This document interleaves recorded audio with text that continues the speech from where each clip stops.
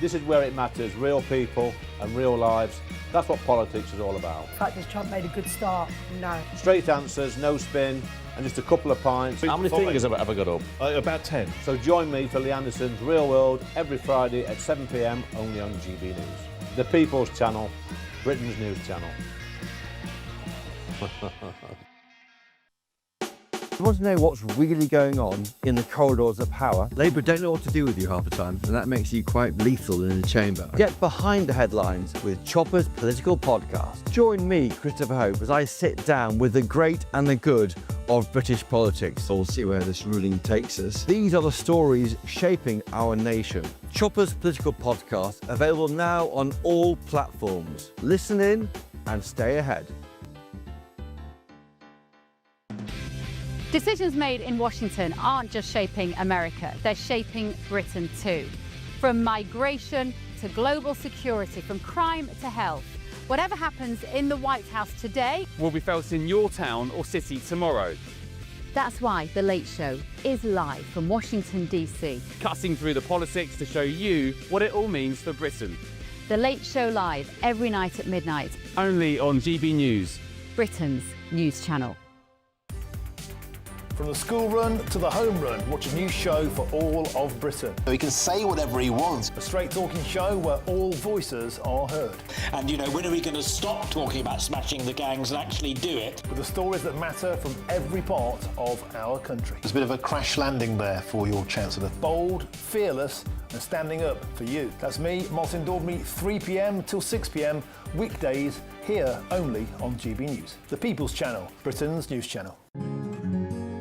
A really important thing about GB News, and it's brought something completely different to the landscape. The mainstream is all about keeping the status quo as it is, ticking along quite nicely. They don't want to ask difficult questions. GB News exists because there is a desperate need for fearless journalism that puts the people first. GB News came on the scene as a disruptor, and it has always been a disruptor ever since. Journalism in this country has been a cosy world full of groupthink until now. Well, the reality is that most British journalists are afraid. That's not GB News. Journalism is journalism at the end of the day, and we're not here to serve any masters. Our masters are our audience. We're here to talk about things in a way that have never been broadcast on British airways before. Do not miss a moment on GB News. The #1 news channel in the country.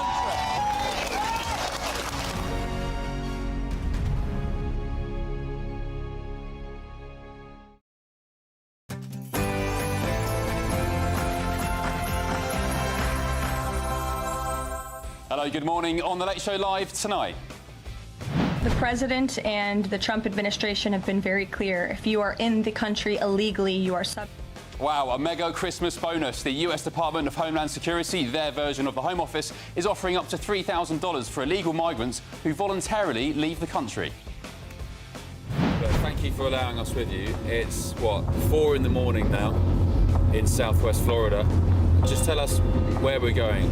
Our plan is we have some intel on him. We've done some investigation on him. I'll take you back inside ICE as I spent a shift with the officers on the front line of President Trump's immigration battles. As Commander-in-Chief, it's my great honor to announce that I have approved a plan for the Navy to begin the construction of 2 brand new, very large, the largest we've ever built. And talking of President Trump, he announces a new super ship deal for the US Navy as he ramps up military pressure on Venezuela. What is he up to? If you're under 16, you're no longer allowed to have a social media account. Elsewhere, this side of the pond, Labour promised to protect young people online with the Online Safety Act, and we all know how that went. Now, Sir Keir Starmer may be about to follow Australia and completely ban all social media for every under 16 in Britain. Good idea? Also, if you call Usha Vance, the Second Lady of the United States of America, you have no place in the future of the conservative movement. A MAGA civil war erupts at America Fest as big names respond to racial hate directed at Vice President J.D. Vance's wife, who's Indian. Is Vance the only one who can bring the US conservative movement back together? The man formerly known as Prince Andrew tonight has had his gun licence revoked. That's according to The Sun, breaking in the last hour or so. Can things get any worse for Andrew Mountbatten Windsor? And elsewhere, what do you reckon's going on here? further more than 40... Oh, start again. Sorry. We've all been there, haven't we? And although I'm live in London tonight, we'll still be bringing you the headlines from Washington, D.C., all of the biggest stories in America that matter to you back home in Britain too. I'm Ben Leo, and this is The Late Show Live.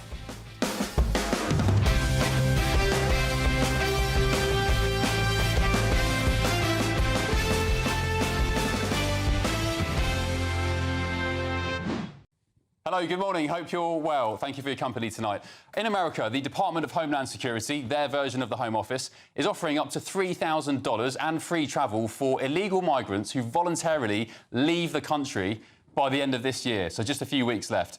Under President Trump's stricter immigration policies, officials say the programme helps avoid the average $17,000 cost of arresting, detaining and removing illegal migrants from the United States.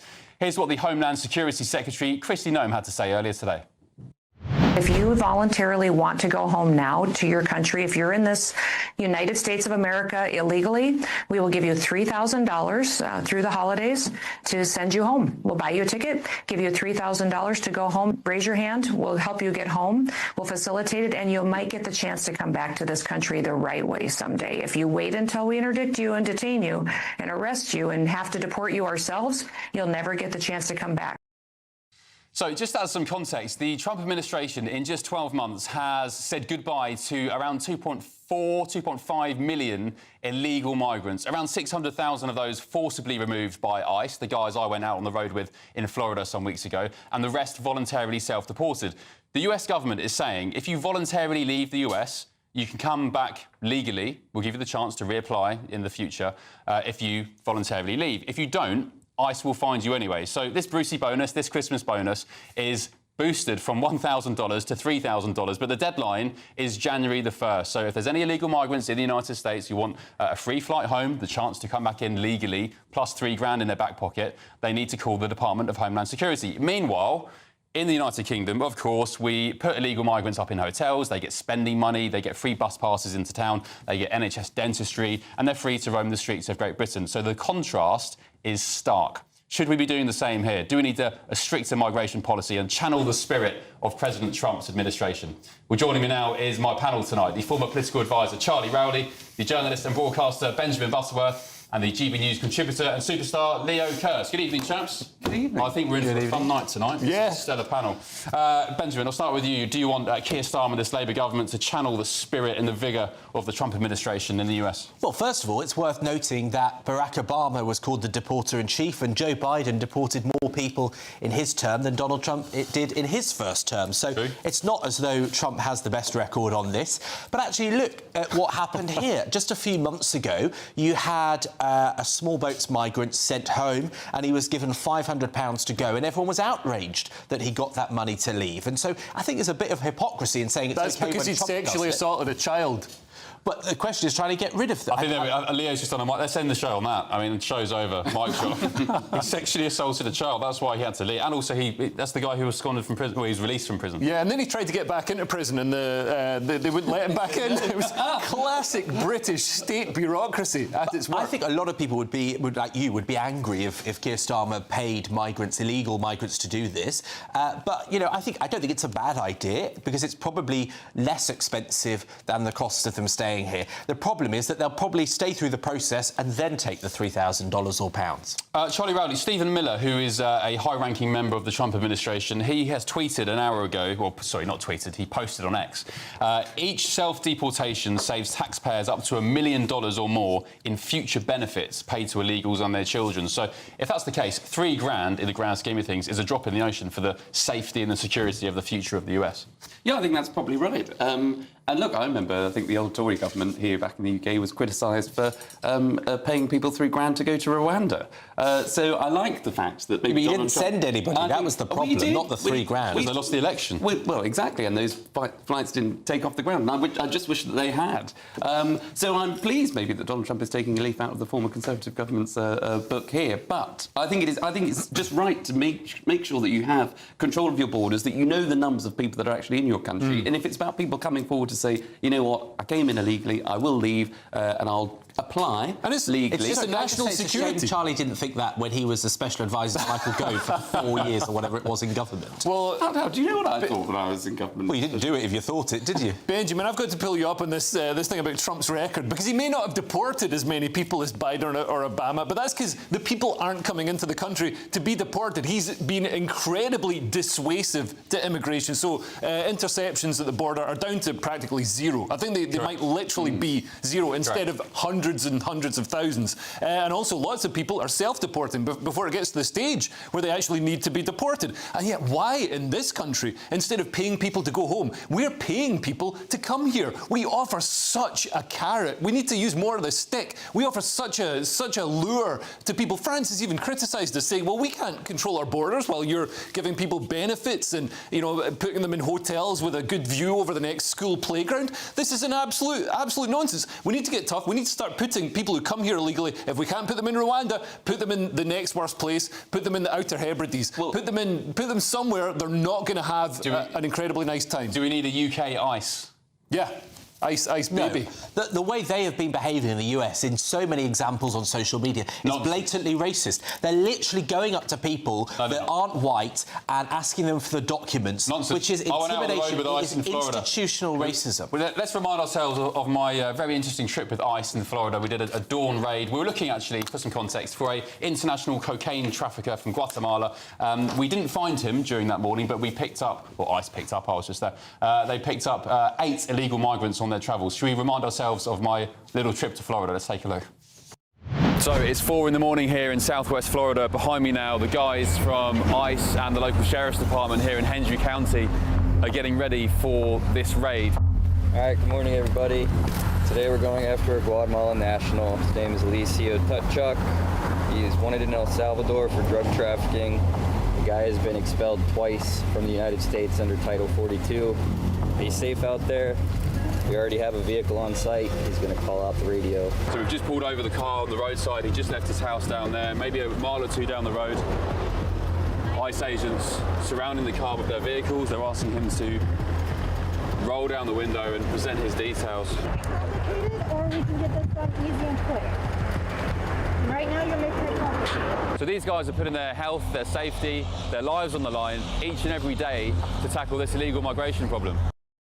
So I was lucky enough to get a little snippet, Benjamin, of what ICE do, and they picked up in just a few hours 8 or 9 illegal migrants. So it's no surprise they've got, 600,000 now for this year. Can you just remind viewers and listeners what you said when that clip came on? But hang on, what happened there... Serious matters first. What happened there is that they had intelligence on an individual and they were seeking out that person. Yeah. Clearly that's what authorities should do, but just going around supermarkets or going in the streets of major cities and saying, well, you've got a different accent, you've got a different colour skin to white people, and then what do you think migrants... That is authoritarianism. What do you think migrants are coming in from, like, Norway? Do you think they're coming in, you know, illegal migrants are coming in from Britain? I would love the chance to be able to go to America as an illegal migrant. I can't, because I'm British. I've got to follow all these rules, which means I don't ever get in. Why should that mean that when you see a black person, you just round them up, which is what ICE does in the US? They're not rounding them up. They're making inquiries, which, you know, seems fair enough.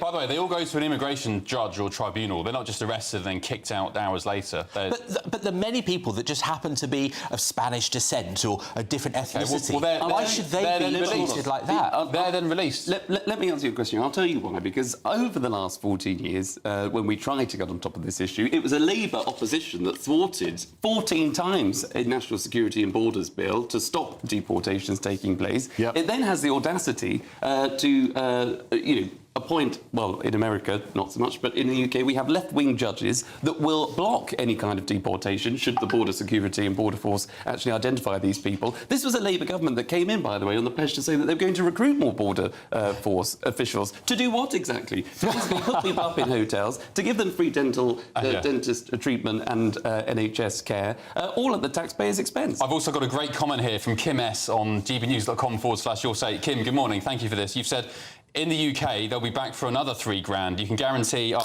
can guarantee that the Trump administration will be taking fingerprints and DNA. That won't happen in this country. That is true. You're joking, but it's true. We'll pay them £3 to leave, and they'll come back in on a boat. But it's not true, because you now have to give biometrics to get into the country. That's one of the things we put in place that many European countries But don't. at some point, I mean, this is a security issue. We've seen the attacks, like the Bondi attack last week. At some point, there's the risk of a catastrophic attack happening in the UK as a result of our open borders. And, you know, then blood is going to be on the hands of the people who enabled it. Yeah. Let me go to my next guest, who's waiting patiently down the line. It's the global security expert and journalist, Dr. Azeem Ibrahim. Dr. Azeem, thank you for waiting there. Appreciate it. What's your take on this? It seems like it's some sort of supermarket deal from the grocers. You know, leave before January the 1st, Black Friday offer kind of thing, Christmas sales, £3 grand, and you can come back maybe in the future. Good idea? Well, Ben, you have to remember that this is a central campaign pledge of President Trump, and he seems to be effectively carrying it out. It seems to be going through a number of phases. But the only reason this is going to actually work, and the only reason it is working, is because they actually have a deterrent at the same time, a very effective deterrent. ICE has been extremely effective in rounding up illegal immigrants and deporting them. And as you mentioned, that this is exponentially cheaper than actually going through that process. So this is giving everybody the option that you can voluntarily self-deport, get $3,000, and you may have a chance to come back, or ICE will catch you. Unfortunately, in the United Kingdom, we don't have anything equivalent. We don't have any deterrent whatsoever. So even if you were to increase that sum substantially, you know, it is much more cost-effective and much more beneficial for illegal migrants to stay put in the United Kingdom and benefit from the largesse that are being handed out to them than to self-deport. The whole question is about deterrent, to get ahead of the curve and self-deport. And that's just not going to work in the UK. Dr. Azeem, what do you make of Benjamin Butterworth's comments that ICE in America are just rounding people up based on the colour of their skin? Obviously, ICE has to have some sort of inquiries, but they're following very closely the legal process as far as I'm aware. And, you know, there will be inquiries, there will be obviously investigations, but it goes through a immigration tribunal before anybody is deported. It's expected that few people may slip up here and there, and that's expected in any large-scale operation that's brand new of this kind of nature. But, you know, by and large, it's been extremely effective. And once again, as I mentioned, it's about deterrence. And as your other guest, Leo, mentioned that, you know, illegal immigration in the United States has almost come down to zero. And so Trump has essentially had, you know, a very effective policy, which he has now executed and implemented. Yeah, and just finally, it's not just illegal migration they're cracking down on in the States. Maybe this will come to Britain's shores in the years to come. They're also talking about, I mean, President Trump himself posting on Truth Social just weeks ago about remigration, saying they're going to be looking at green card holders, people with certain visas. He's not just going for illegals, he's going for people who he claims don't share the same aspirations and vision of what America is. Yeah, unfortunately in the UK we have a very different situation. We've had so many illegal migrants, undocumented, coming through the post that if we were to enact a policy of re-immigration, you know, it's going to take quite a long time.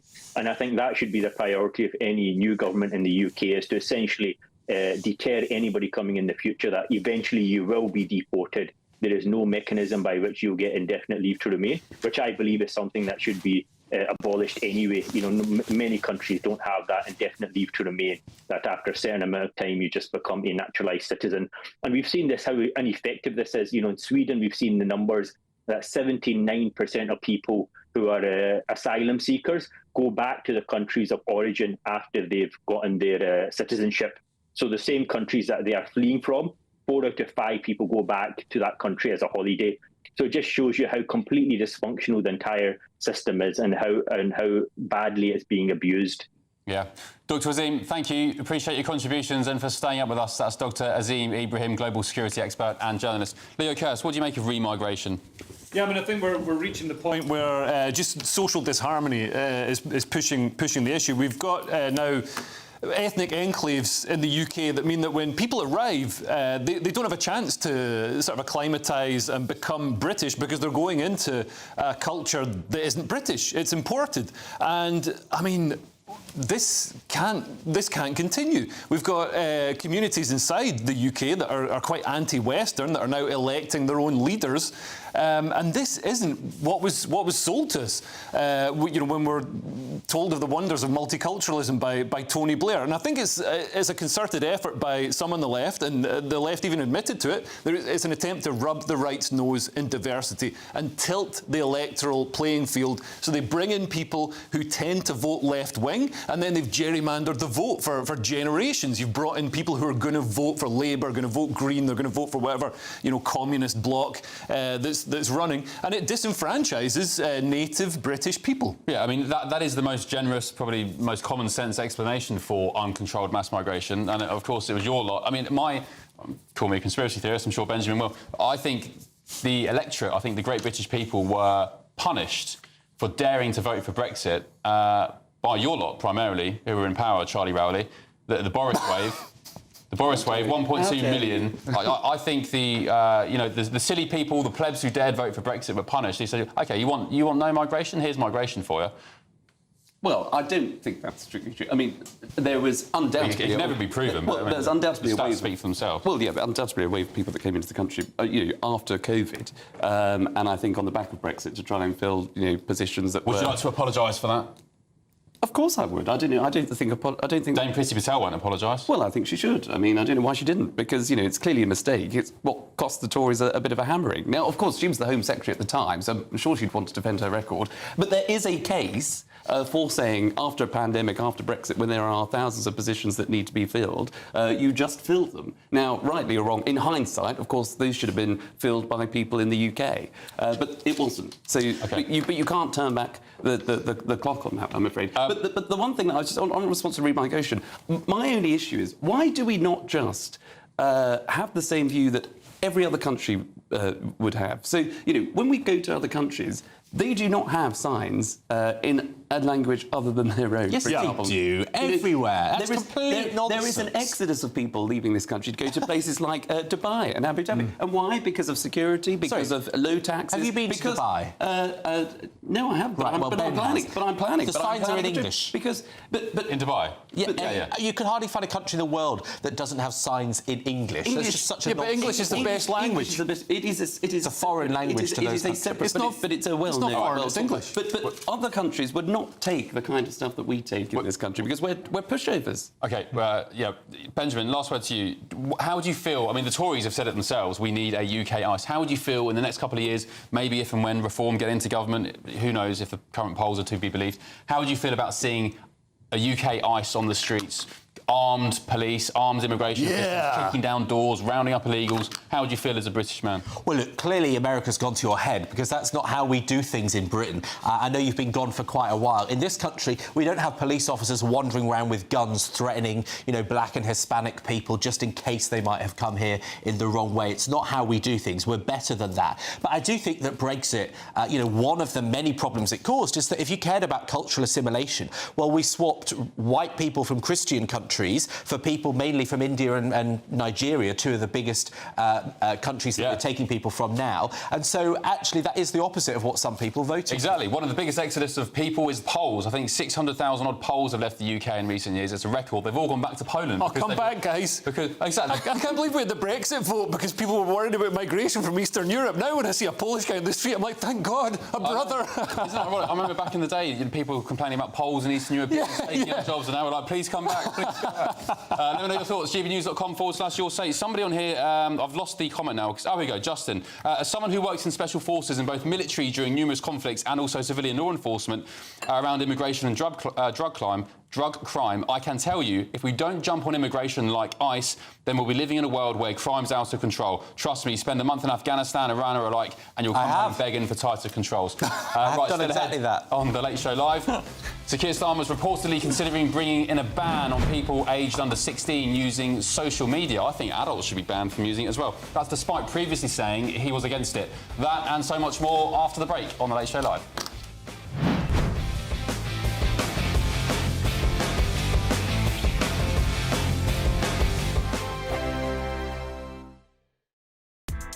Join me, Nana Akwe, for an informative, interactive news programme with a difference. It's fun. No, he didn't say that, Dave. I'm so surprised. I think there's an element of truth to that. Join me from 3 p.m. every weekend, only on GB News, Britain's news channel. Hi, I'm Michelle Dewberry, and my show is your opportunity to cut through all the noise and dive in headfirst to some robust debates. Ideas clash. Situation, No, Because the failure is... You're deliberately avoiding my point. Nothing's held back, And if you think this is the end of it, wait for more. and we do not shy away from the difficult stuff. Sometimes I want to shake people and say, if only you understood. So join me on Jubes & Co. weeknights at 6 p.m, only on GB News, Britain's news channel. Britain was once the envy of the world. But look around. A nation that no longer knows what it is or where it's going. A country that's broken. How do we fix Britain? How do we bring it back? Friday night with Matt Goodwin at 8 p.m, only on GB News. Mornings don't have to be tiresome, especially if you have the right company. Wake up to news as it happens, opinion and debate, and of course, a little bit of entertainment too. Because when the kettle's on, we're on. That's Breakfast on GB News, a show worth waking up for. Every morning from 6 a.m. Only on the People's Channel, Britain's news channel. We'll spread the news, you spread the word. From the school run to the home run, watch a new show for all of Britain. He can say whatever he wants. A straight talking show where all voices are heard.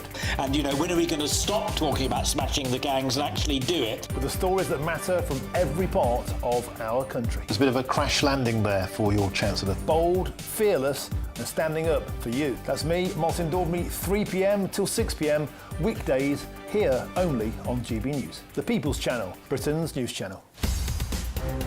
In the GB Newsroom, we bring you the news as it happens. With our team of dedicated journalists across the UK, We're ready to keep you up to date with what's happening every half an hour, every single day. Bulletins here on GB News. the People's Channel, Britain's news channel. Westminster's full of talk, but out here, it's the real world. Am I allowed to talk now? No, that's it. This is where it matters, real people and real lives. That's what politics is all about. The fact that Trump made a good start, no. Straight answers, no spin, and just a couple of pints. How many fingers have I got up? About 10. So join me for Lee Anderson's Real World every Friday at 7 p.m, only on GB News. The People's Channel, Britain's news channel.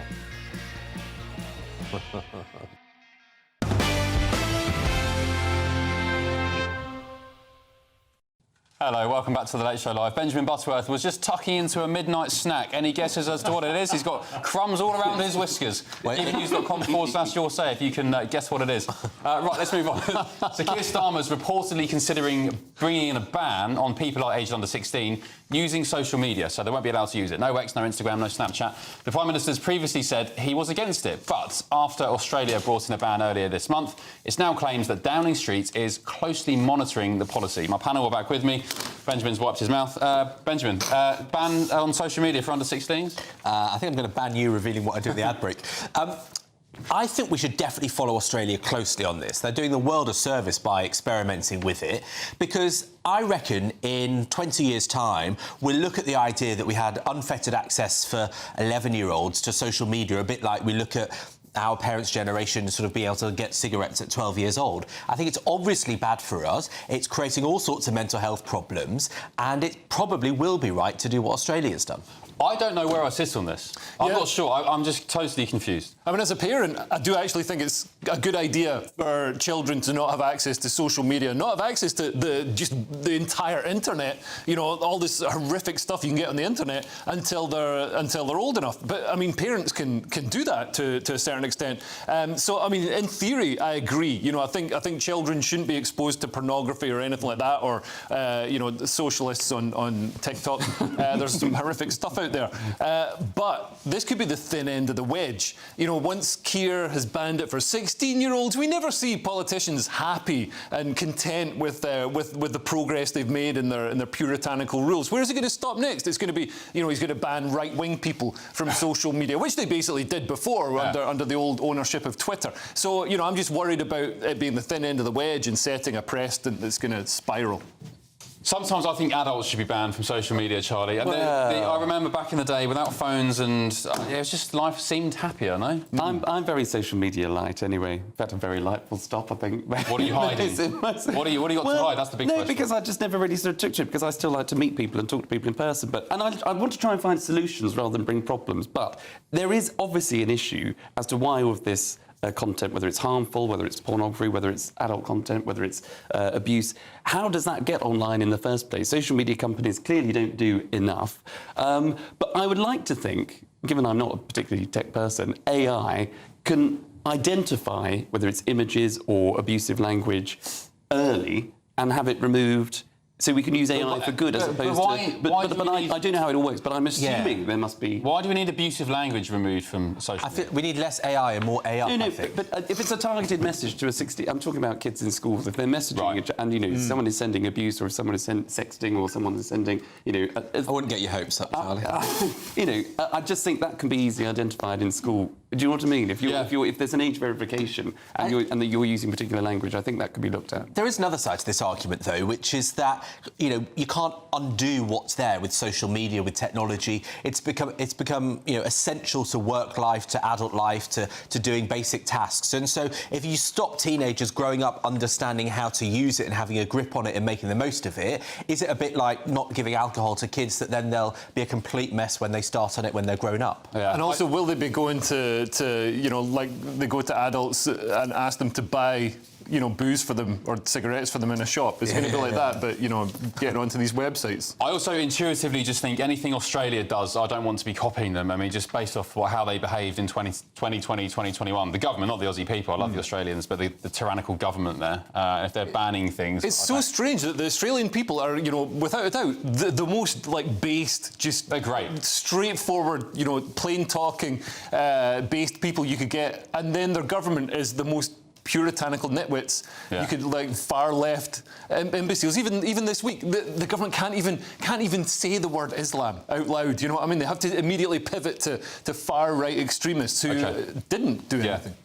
Indeed. Right, I'm going to show you a quick clip now. This isn't in any way to mock our friends at Sky News, because it can happen to the best of us, and I'm sure it's not happened to me yet, but I'm quite sure it will, because admittedly I've got a bit of a potty mouth. But this is what happened on Sky News in the last couple of days. Take a look. Since he first published his very first book with HarperCollins back in 2008, The Boy in the Dress, he's gone on to publish a further more than 40... Oh, start again. Sorry, do not ever air me saying the F word. Well, David Walliams is one of Britain's best-selling children's authors since Little Britain back at the start of the noughties. So apologies if you heard any bad language there. We'll check that out. But Jackie's joined us. No bad language, Jax. It's the reaction from the presenters at the end, just the look of disgust. So, Leo, what happened there? So she said she didn't know she was going out live. We've all been there. She didn't know she was going out live, but she was going out live. You can't say the F word. I've read my Ofcom rules. You're not allowed to. Yeah, and I mean this. This is no way to mock Sky News, because, you know, we've had our fair share of mistakes and so on. I think, there was an infamous breakfast situation a couple of years ago when I think Eamon and Isabel's mics were live. But, I think, has it happened to you, Charlie? You safe? No, but I think I once had an unfortunate instance sitting in this very chair looking at a said presenter that was just to my left, a bit like you, who found himself on the floor. Live your reaction made that. Well, much like the Sky News presenter's reactions there, I think, you know, some things you just can't contain. Oh, well. Benjamin, you got a potty mouth? Or? I've said some terrible things on air, but none of them were swear words. Yeah. I hope it doesn't, but I'm quite sure it happened to me. But it's a lesson for all of us, you know, working in live TV. Just always assume the mics are on, even when you're on a break and so on. Yeah, especially when you're talking about David Walliams. You know, she could have said something really bad, got herself in trouble. Right, on that note, coming up next on The Late Show Live, President Donald Trump appoints an envoy who wants to annex Greenland. Greenland, of course, is, I think it's Danish territory, but President Trump is quite insistent, especially tonight. He's given a big live speech explaining why the US needs to basically take over Greenland by any means necessary. Will he do it? Back in just a sec.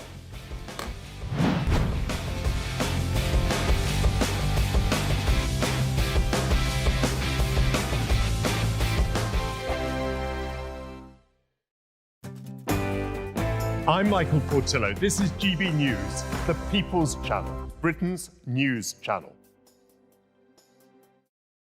This Christmas, we're inviting you to join the GB News family for an occasion filled with joy.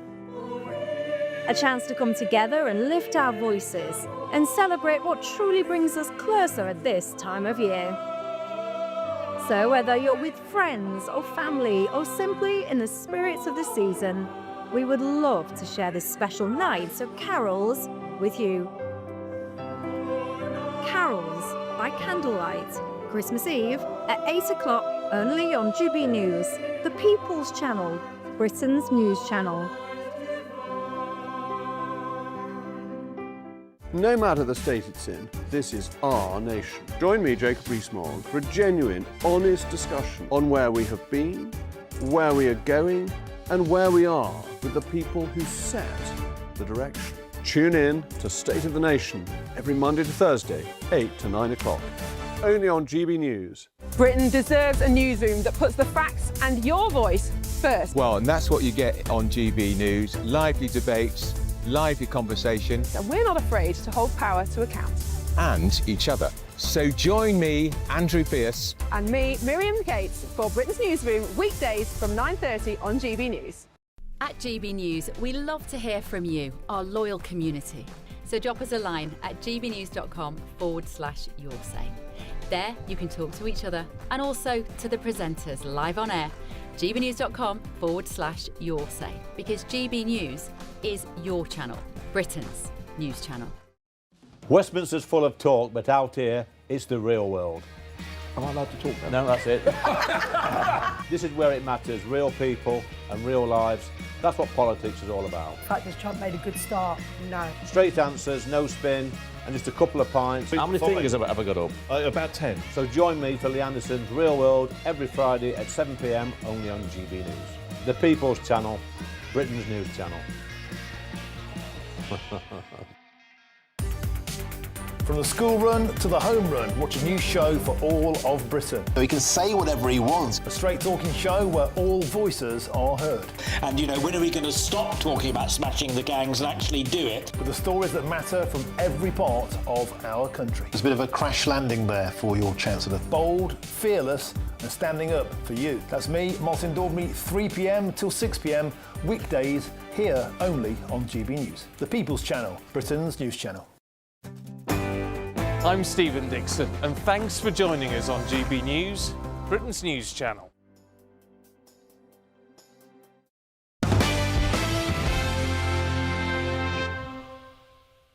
Hello, welcome back. President Trump has named one of his biggest allies as the United States' new special envoy to Greenland. I think it's a new role, actually, and it's fair to say the move hasn't gone down well with Greenland or, indeed, Denmark. Louisiana Governor Jeff Landry, his name, Jeff Landry. There he is on screen now if you're watching on telly. He's been given the job. He says it's an honour to serve President Trump in the volunteer position to make Greenland a part of the United States.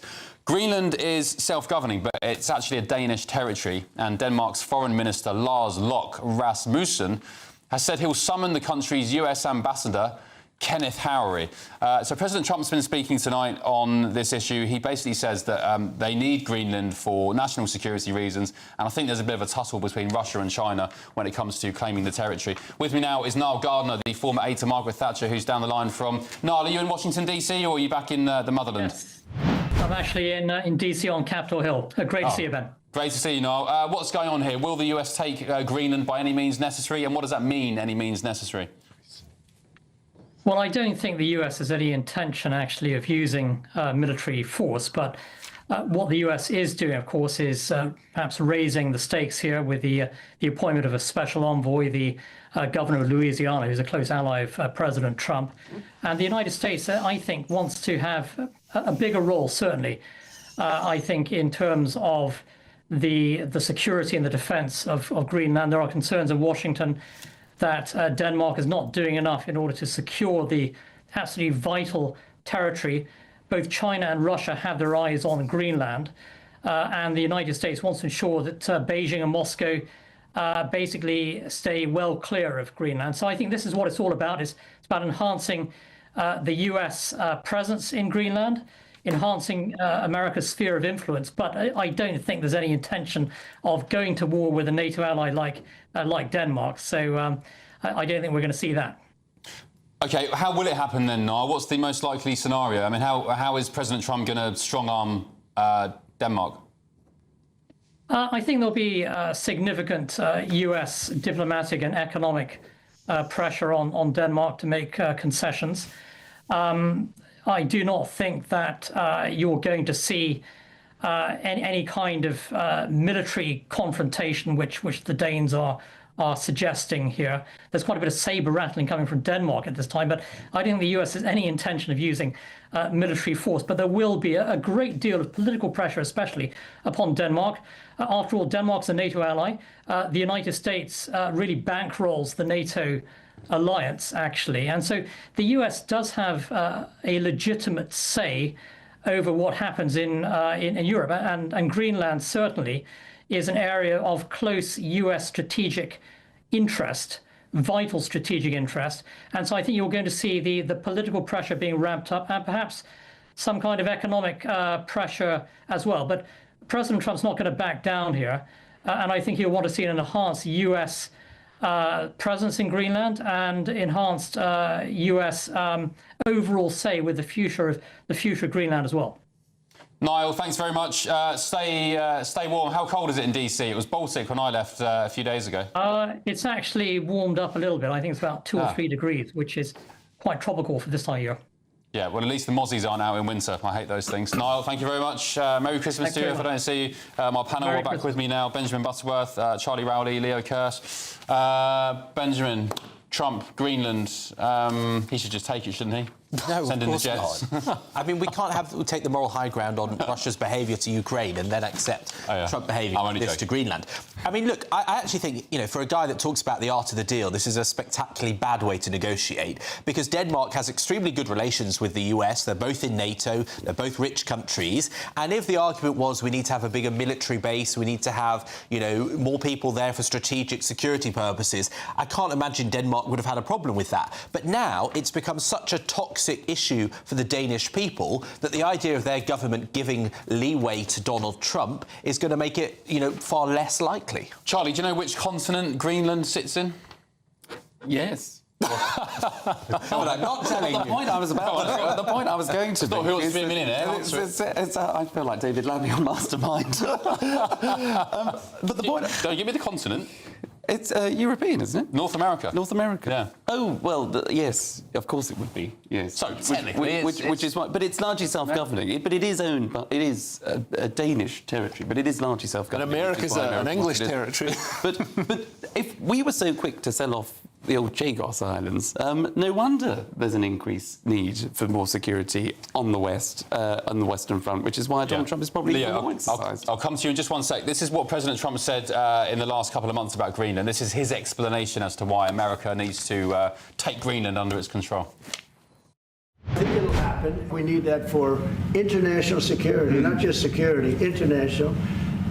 We have a lot of our favorite players, cruising around the coast. And we have to be careful. You know, we have a couple of bases on Greenland already, and we have quite a few soldiers, and maybe you'll see more and more soldiers go there. I don't know. Have you been to Greenland, Leo? I haven't been to Greenland. I hope to make it there one day, maybe to the gold-plated Trump Tower. But I kind of agree with Benjamin on this. I think Greenland could have been an acquisition for the United States. It's only got a population of around 50 to 60,000 people. If Trump had led with more carrot and less stick, if he hadn't gone in there, you know, all guns blazing, be like, we're going to conquer you, that's obviously going to get people's backs up. And he can't conquer. Denmark's in NATO. You can conquer. You know, it's hard enough conquering a country that's not in NATO, but, you know, you definitely can't conquer a NATO country because you're in a military alliance with them. If he'd have said to Greenland, we're going to give, you know, everybody that wants to become an American citizen, you know, you can have a referendum and we'll give you $1 million and you get a green card. I think more than 50% of Greenlanders would have been like, you know what, that sounds like a good deal. I'm going to live in Florida. Yeah, I think there's 57,000 Greenlanders, and Trump has an interest in Greenland, I guess primarily. aside from national security, because it's got largely untapped massive oil reserves and rare earth minerals. Just doing some Googling here, lithium, cobalt, zinc, iron, graphite, uranium. So as we've seen with Ukraine, his interest in rare earth. As we've seen with Venezuela, massive oil reserves there. He's not afraid to go after those oil reserves. And with climate change, I mean, Greenland is going to become, you know, a lot more Mediterranean over the coming decades. So yeah, and as that snow melts, you know, it's going to expose a lot of farmland, and it's going to be easier to drill. It's going to become green. You're actually going to see green on Greenland. The name will finally make sense. I think it's a beautiful place to go for a cruise. You know, you've been to some wacky countries, haven't you? I have. Where's the weirdest place? You went to Yemen, didn't you? I just got back from South Sudan, where I was trekking through rural South Sudan with a tribe of nomadic animists that shower in cow urine. Did you come back on a dinghy? No, but it's quite extraordinary. They shower in cow urine, they cover themselves in the dung of the cows, and they blow into a cow's vagina to stimulate milk production. They said to me, would I do it? And I said, I've not spent 33 years avoiding those to start now. And now they're all in a hotel on Wickham High Street. Yeah, looking for a cow's vagina. Right. OK, right. The expeditions, you go on the activities. I know. You know. But do you get that part of Jet 2, do you? Nothing as weird as the GB News studio. Indeed, certainly not at Christmas anyway. Right, still ahead on The Late Show Live. Are we finally seeing the end of so-called non-crime hate incidents? Elsewhere, families are pleading with David Lammy over a Palestine Action hunger strike. And apparently don't switch to a 4-day week, ministers order councils. So lazy work-shy councils who are doing 4-day weeks have been told to get the hell back in the office, you lazy so-and-sos. More of the front pages in just a tick on The Late Show Live.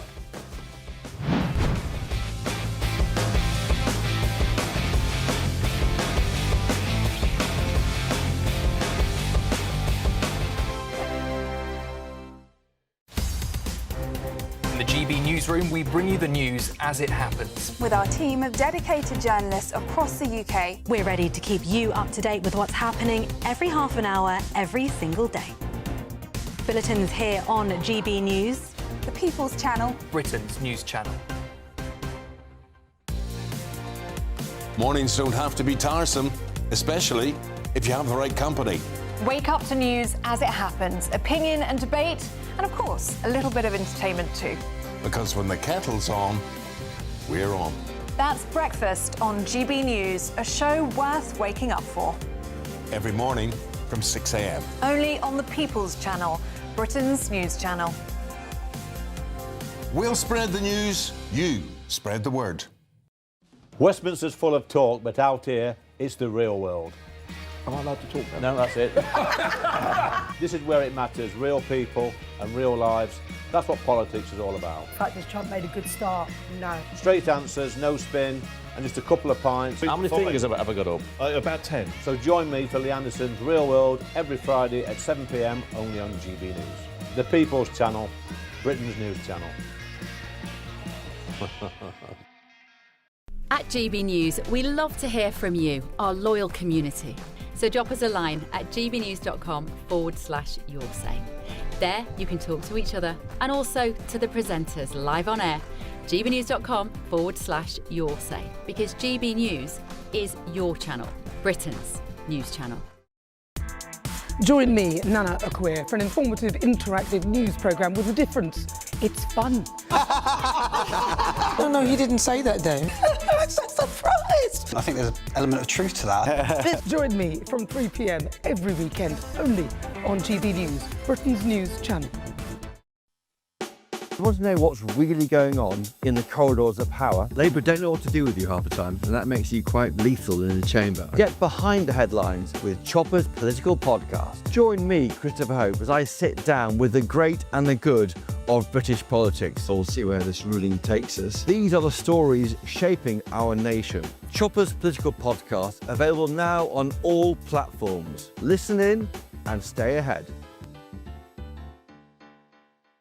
Hi, I'm Michelle Dewberry, and my show is your opportunity to cut through all the noise and dive in headfirst to some robust debates. Ideas clash. Situation, no, isn't it? Because the failure is... You're deliberately avoiding my point. Nothing's held back. And if you think this is the end of it, wait for more. And we do not shy away from the difficult stuff. Sometimes I want to shake people and say, if only you understood. So join me on Jubes & Co. weeknights at 6 p.m, only on GB News, Britain's news channel.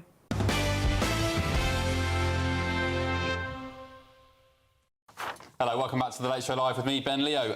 Let's take a look at the front page of The Guardian tomorrow. One story's caught my eye down the bottom here, which says big firms roll back their public support for Pride. I'll just read you a few paragraphs. It says the UK's biggest businesses are rolling back their public support for Pride celebrations, Guardian analysis suggests, prompting warnings that clear signals are needed in the face of growing global LGBTQ hostility. US President Donald Trump signed a series of executive orders in 2025 that overturned federal government diversity, equity and inclusion, DEI programmes, leading companies on both sides of the Atlantic to rebrand, scale back and even scrap fairness policies. Leo, this is good news, isn't it? Rolling back the... I mean, look, I don't care who you sleep with or what your interest is. I don't understand why we need to spend public taxpayer money on... Thank you. I normally sleep with my wife. That's good to know. But yeah, this is... What about weekends? This is... Does it change at weekends? This just shows... Charlie's blushing. Something we need to know here? No. Sorry, Leo, go on. This shows how toxic Pride has become. I think, 10 years ago, Pride was, it was a no-brainer for any corporation to support. They could, chuck a few grand at Pride, send their employees down to wave a flag, and everybody was happy. Who doesn't want to support their gay friends? But then Pride expanded. It started hoovering up all these, straight people with fetishes, asexuals, transgender people who've got nothing to do with actually being lesbian or gay or bisexual whatsoever, because that's to do with sexuality, not personal identity. And then, you've got people like asexuals included who don't have sex with anyone. Like having an asexual at Pride is like having a competition at the Olympics called not doing any sport whatsoever. So it just became a nonsense. And with the gender ideologists coming on board, a schism opened up in the Pride community. We even saw lesbians kicked off the Pride March in Cardiff because they were upsetting the gender ideologists, the women who look like me. And we had Lindsay, I've forgotten her surname, the Newcastle United football supporter. She was a lesbian. Lindsay, somebody, great girl. She spoke out about the gender nonsense, and Newcastle banned her from the stands, banned her from the club. She won a court case, actually, against Northumberland Police. Benjamin, to me, this seems like kind of what's happening with the environmental stuff. You got Extinction Rebellion, Just Stop Oil, when they were around, really muddying the whole environmental debate. So people who maybe should have justified concerns about, say, plastics in the oceans, water quality and so on, who now just don't care about any environmental stuff because the likes of Just Stop Oil and Extinction Rebellion have just, quite frankly, just paid everyone off. No, I don't think that's right. I think Pride is still incredibly important, and standing up for transgender people or asexual people, other smaller minorities, is exactly what a campaigning political force does. It's the fact that it's controversial, the fact that people like Leo disregard it, is why you need organisations like Stonewall. And I think it would be a great shame for corporations to let down their LGBT staff down in this way. I am proudly voted one of the most influential gay people in Britain 3 years in a row, according to the Guardian newspaper. Don't want to mention it, but I don't know if Charlie was on the list. But you know what? Those things really matter because you have to have role models in society, and in corporate world, I think that is a fantastic place to make them a safer and more welcoming Can I ask a question work. here, Charlie, without sounding bigoted? I'm sure somebody will clip it up and say I am. But look, you guys are my friends. You're both gay. I've got many gay friends. Why should anyone care who you sleep with? Well, look, no one cares if you're gay anymore. This isn't sort of 1970s where people were hiding and having to hide their identities. Why do we need gay pride anymore? Well, look, I think Leo's actually right because, it is the LGBT community, but it's expanded over time. It's now the LGBTQIA, HMRC, DFS, 118, 118, 24/7 community plus, and it's now got to a point where I think you can, where there are gaps and where there, people in minority groups haven't had the acknowledgement or do need it, maybe a bit more encouragement to get to successful jobs and all the rest of it, you can promote those causes. But also it's a celebration as well as, championing rights that actually gay people never had. So it's about that equality. So it's a celebration as well as reminding people of that. But now it has been, I think, hijacked by a certain group of people. The gay community, funny enough, is not as one. It is very fragmented because you do have, for example, a lot of older gay men that did fight for those rights where it was criminalised to be gay in the past. Now, that cause seems to be upended by a militant left who even banned politicians from Pride in London. I mean, why did they ban political parties? The whole point is to get political parties together to sort of celebrate, you know, the success of changing the law. All right, but it says here in The Guardian, analysis of social media posts by the country's biggest companies found mentions of Pride had plummeted by 92% since 2023, mirroring a trend seen in large US firms. I think they were just pretending to be gay. All these companies. Oh, well, you see it on social media. So the UK version of, I don't know, BMW, maybe they didn't do this, but just as an example, would have the gay pride flag in their profile picture. And you see BMW Saudi Arabia, absolutely nothing. Throwing gay people off the roof of the factory. Right, let's look at the front pages, starting with the Daily Telegraph. This is hitting the shelves in your newsagents and stores. Later today, non-crime hate incidents to be scrapped. Incidents branded a threat to free speech will be replaced by common sense approach. The Times, cost of union officials paid time off to be secret. The Eye, Silosis scandal, save other men like me from killer kitchens, urges worker aged 29. The Mail, ex-councillor drugged and raped wife with other men. This is a horrific story which we'll touch on in the next hour. Reminds me of the French scandal. What was the woman's name? Is it Pellicot? The poor woman who's subject to awful abuse by her husband and associates. The Sun, police seize Andy gun licence. The once Prince Andrew has had his gun licence taken away from him. Again, we'll be talking about this in the next hour with Charlotte Griffiths, the editor-at-large of The Mail on Sunday. And The Guardian, as we've just been discussing, families plead with Lamy over Palestine Action hunger strikes. The Express tomorrow, let's all back Britain's vibrant high streets. Actually, talking of high streets, one thing I will mention is I came back from America, obviously 4 months in there, went back to my hometown in Sussex, and I was walking down the high street yesterday, and I just thought, you know, I don't want to poo-poo my hometown because I love it, but I just thought, what a state. Yeah. What an absolute mess. I know being in winter doesn't help things, it's just grey and miserable, but I thought, compared to America, where they do the Christmas lights look great, everything's sort of bold and brash, and I looked around my hometown. Again, I love it. I love the people there, but I just thought... Doesn't sound like you do. But yeah, no, I mean, I think Britain, just generally, you can feel the decline. Even, I was living in Richmond, because I'm posh, and the decline I saw there, just in a few years, you know, went from nice sort of, you know, Emma Thompson movie feel to just vape shops and Deliveroo drivers and people, you know, doing a poo on a bit of grass behind the pub. It's, you know, it was just grim. I didn't move from Scotland to see more of that. I moved from Scotland to get away from that. Well, this story in the Express says post officers will lead the comeback of vibrant high streets following a revamp next year. Branches are set to increase to fill the void left by banks closing that offer services from advice for small businesses to prescription hubs. Have we got time for this, Octopus? No, 30 seconds. Then we've got a funny clip about an octopus. So apparently octopuses are octopi, very intelligent animals. We'll show you that clip. No, if you ask lobsters, they're not. More coming up in the next hour on The Late Show Live, including this. As Commander-in-Chief, it's my great honor to announce that I have approved a plan for the Navy to begin the construction of 2 brand new, very large, the largest we've ever built. Donald Trump announces new super ships for the US Navy as he ramps up pressure on Venezuela. All that after the break.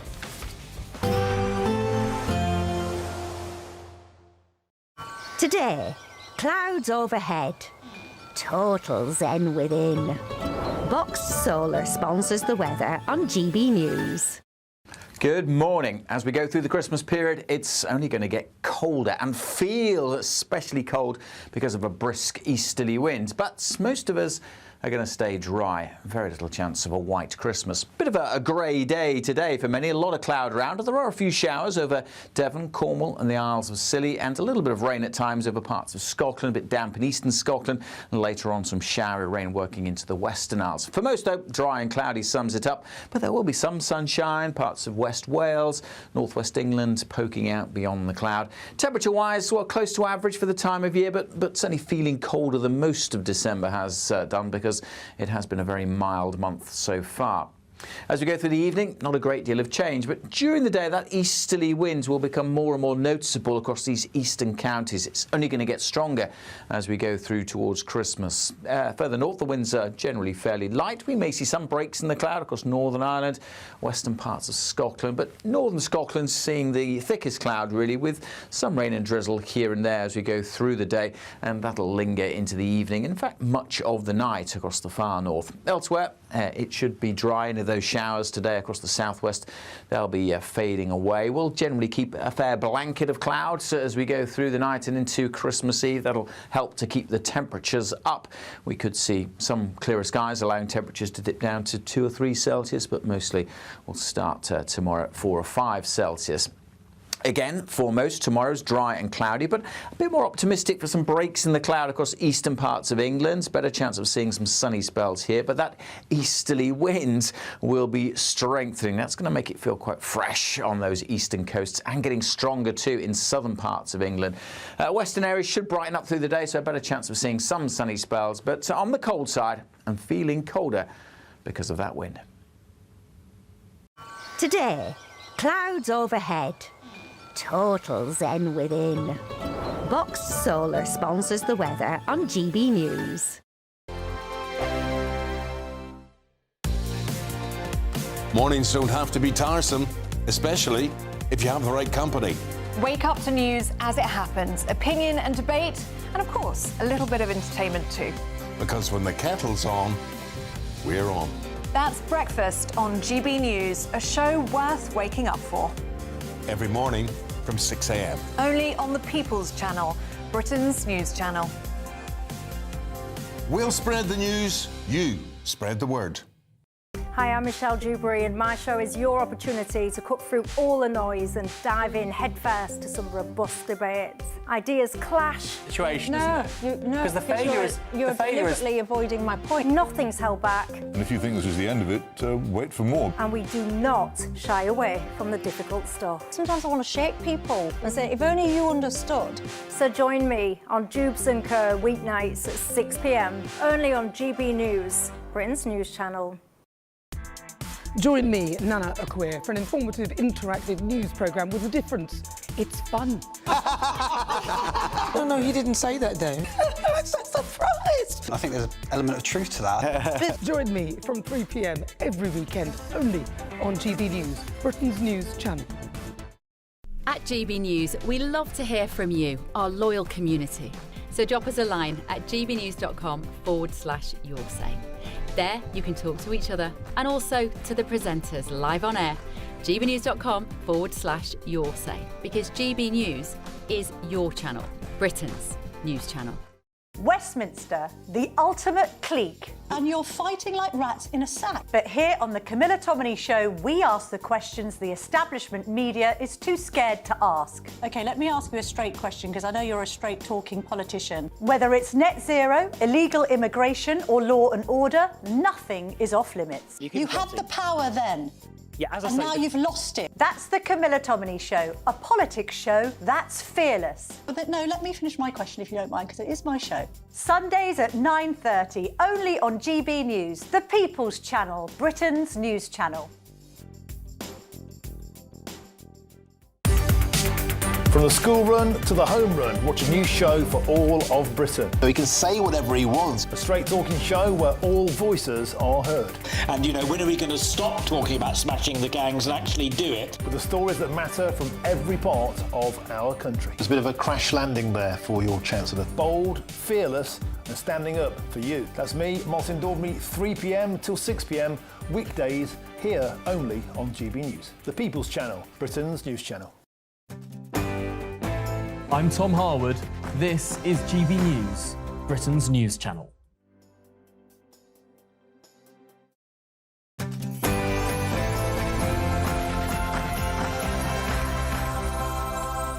Good morning to you. I'm Ben Leo, and this is The Late Show Live. As Commander-in-Chief, it's my great honor to announce that I have approved a plan for the Navy to begin the construction of 2 brand new, very large, the largest we've ever built, Breaking tonight, President Trump announces new super ships for the US Navy as he ramps up military pressure on Venezuela. Got to get that oil, eh? Is he planning something? If you call Usha Vance, the second lady of the United States of America, you have no place in the future of the conservative movement. It's all kicking off stateside in the conservative movement. The MAGA civil war erupts at America Fest as big names respond to racial hate directed at Vice President J.D. Vance's wife, Usha, who's Indian. Is Vance the only one who can bring the US conservative movement back together again? Also tonight, the man formerly known as Prince Andrew has his gun licence revoked. Can things get any worse for Andrew Mountbatten-Windsor? And what's behind the police visiting his home and taking away his gun licence? Oh, and elsewhere, what's going on here? A further more than 40... Oh, start again, sorry. And although I'm live in London tonight, we'll still be bringing you the stories that matter to America and Washington, D.C. and that are relevant to Britain too. I'm Ben Leo. This is The Late Show Live. Let's do this.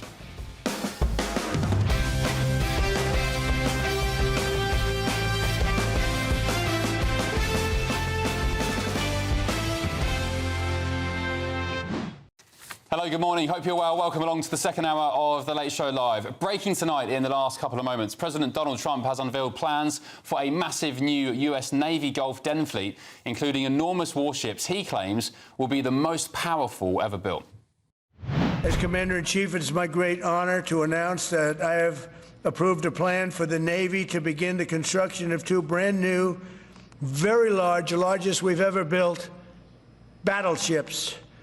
You know, you used to build the Iowa, the Missouri, the Wisconsin, the Alabama, many others. We had big battleships. These are bigger, but they will have 100 times the, they'll be 100 times the force, the power, and there's never been anything like these ships.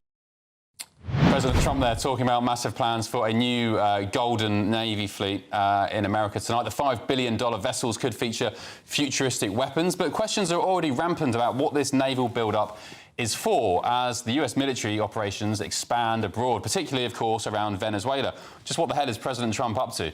Well, joining me now is the journalist and contributor to thenewamerican.com, Andrew Mueller. Andrew, good evening.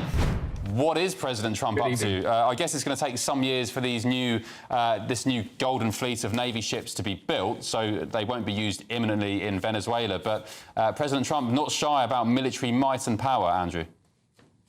No, he's not. And this is a part of his really Cold War against the communists in Latin America. You see, in the United States, we've had something called the Monroe Doctrine since 1823. And this is a doctrine that opposes infiltration to the American hemisphere, particularly through Latin America, which, of course, Venezuela is a part of. So Trump is exercising the Monroe Doctrine, which was named famously after James Monroe. And he's saying that communists are ultimately taking over Latin America. This is apparent through the communist infiltration in Brazil, which just happened over the last 2 years, the overthrowing of their president, Jair Bolsonaro, and the institution of Lula da Silva, a communist. Of course, the communists are also taking over the Panama Canal, a very vital military and economic tool of the United States that we built. So what we're seeing here is Trump not only going after narco-terrorists, which is the stated purpose, but also going after a communist infiltration into the American hemisphere, which really goes back to the idea of the Monroe Doctrine, which was started in 1823, that this is the American hemisphere, and we don't want communists or Soviets or any sort of opposing ideology to Americanism in our region. That's really interesting, Andrew. Actually, I think it's probably the first time I've heard in, semi-detail about what is going on in Latin America with the Trump administration and Venezuela, because, of course, they say it's about stopping narco-terrorists and cocaine and fentanyl flooding into the country, which I guess probably is true. It's a bonus, but I guess kill three birds with one stone. You've got the oil in Venezuela, I think some of the largest oil reserves in the world, although they're not that simple to access. But as you just said there, it's a war on the commies. Communism, a massive threat to America still, Andrew. And the West, the entire West. in the entire West, and it's infiltrating our country, and it has been for a long time. Now, you see, I was just at Turning Point's AmFest, and the trouble is that the idea of going into Venezuela and conducting a regime change doesn't play well with most Americans, particularly the young people. I'm 24 years old. I represent Gen Z, and overwhelmingly, Americans don't want foreign intervention. They don't want foreign wars. That was the big takeaway from Charlie Kirk's AmFest that just took place in Phoenix, Arizona, where I was at reporting for the New American and the Liberty Sentinel.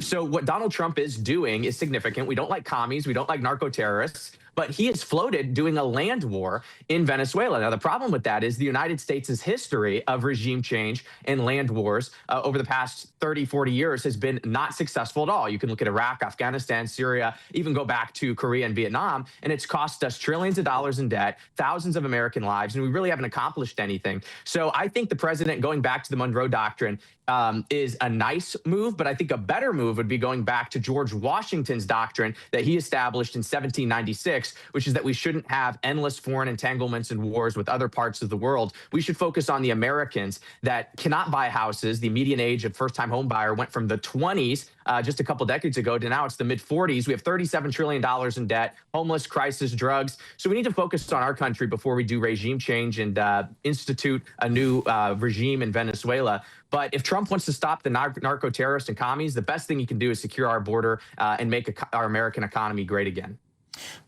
You are at, or were at America Fest, Andrew. It's the Turning Point USA big event in Arizona. Everybody was there who's a big-name conservative. Don Jr., Eric Trump, Erica Kirk. I think Tucker Carlson was there, Ben Shapiro. I was listening to Don Jr.'s, it was Eric Trump's speech a bit earlier. Was it, or Don Jr., one of the sons, who referenced the UK and about immigration, slack borders and so on. When you talk of communists, Andrew, I'm not asserting this Labour government is communist. I mean, Rachel Reeves did replace a portrait in number 11 with one of the founding members of the British Communist Party, I think. So make of that what you will. But how do Americans view this Labour government and Keir Starmer? I mean, do you view them as borderline commies? Well, they'd certainly push communist tactics at the very least. I mean, one thing that Trump's son brought up in his speech is the arresting of citizens in England for speaking out against mass migration.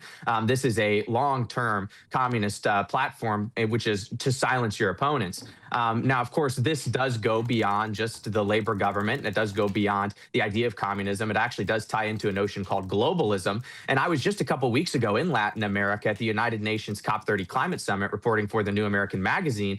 And there at that summit, they actually said we need to censor people online who disagree with our globalist agenda. And this is what we see. They passed a declaration on information integrity on climate change, where they said people need to be censored and fined if they disagree with the UN's edicts or the UN's policy plans for defeating climate change. Of course, just a week after they passed that declaration, the European Commission fined Elon Musk $140 billion for compromising, I guess, the Digital Service Act. So we're seeing a global communist censorship of people who disagree with the institutions that govern us. And I think the American people look at that very poorly, because we here in America very much value our freedom of speech. And we recognize that if governments are censoring us, they are no longer friends for us, and they're no longer protecting our God-given rights. They're taking them away and therefore need to be overthrown.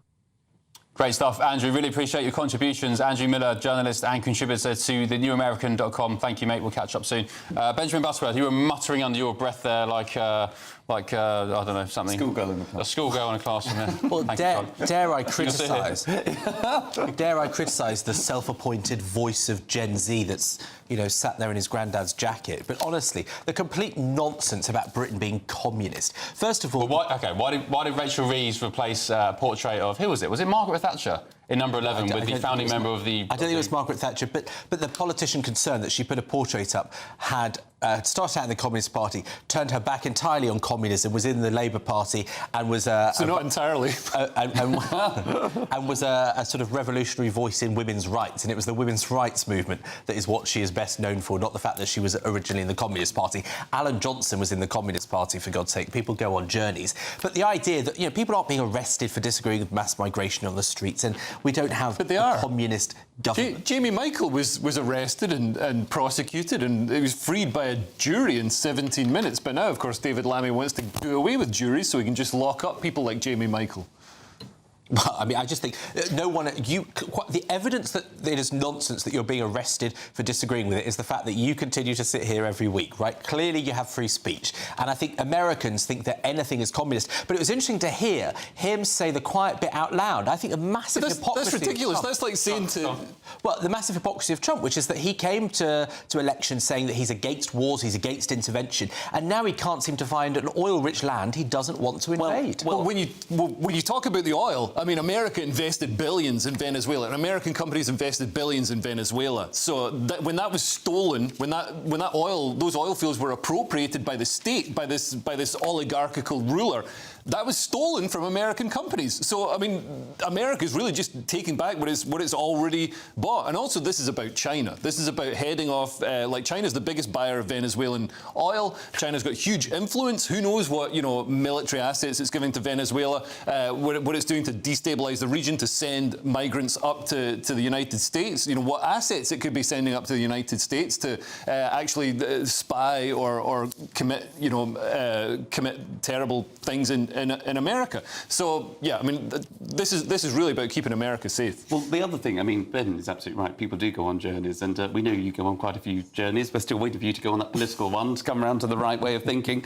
But Leo also absolutely right. But don't forget also that who won the Nobel Peace Prize this year? It was Marina Corina Machado, who was obviously the absolute president-elect. She won that election. Under Maduro, the people of Venezuela are suppressed. The lights go out every other fortnight.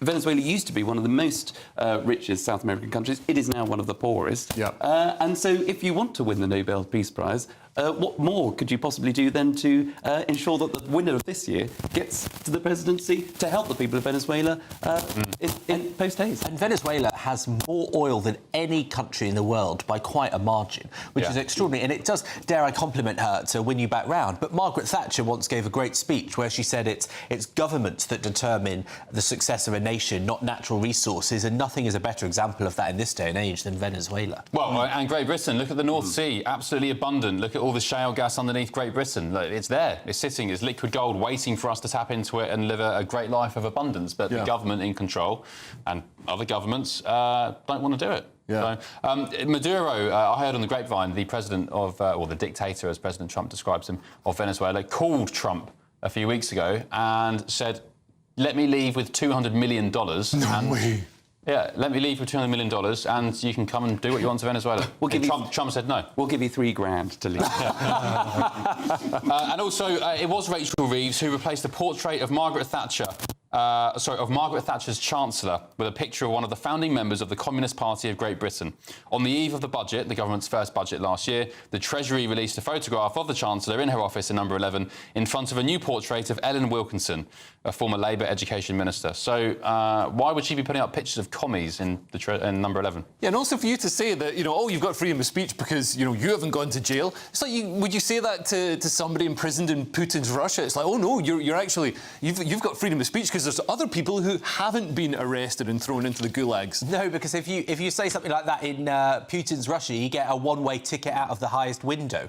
So I think that's not comparable to our situation. No, I think in Russia you can make mild criticism of immigration. You can maybe be incensed that the government allowed little girls to be stabbed to death by somebody from a refugee family. I think you can say things like that in Putin's Russia, and it's rather tragic that this despicable dictator seems to be, in certain cases, on a par with us with regards to freedom of speech.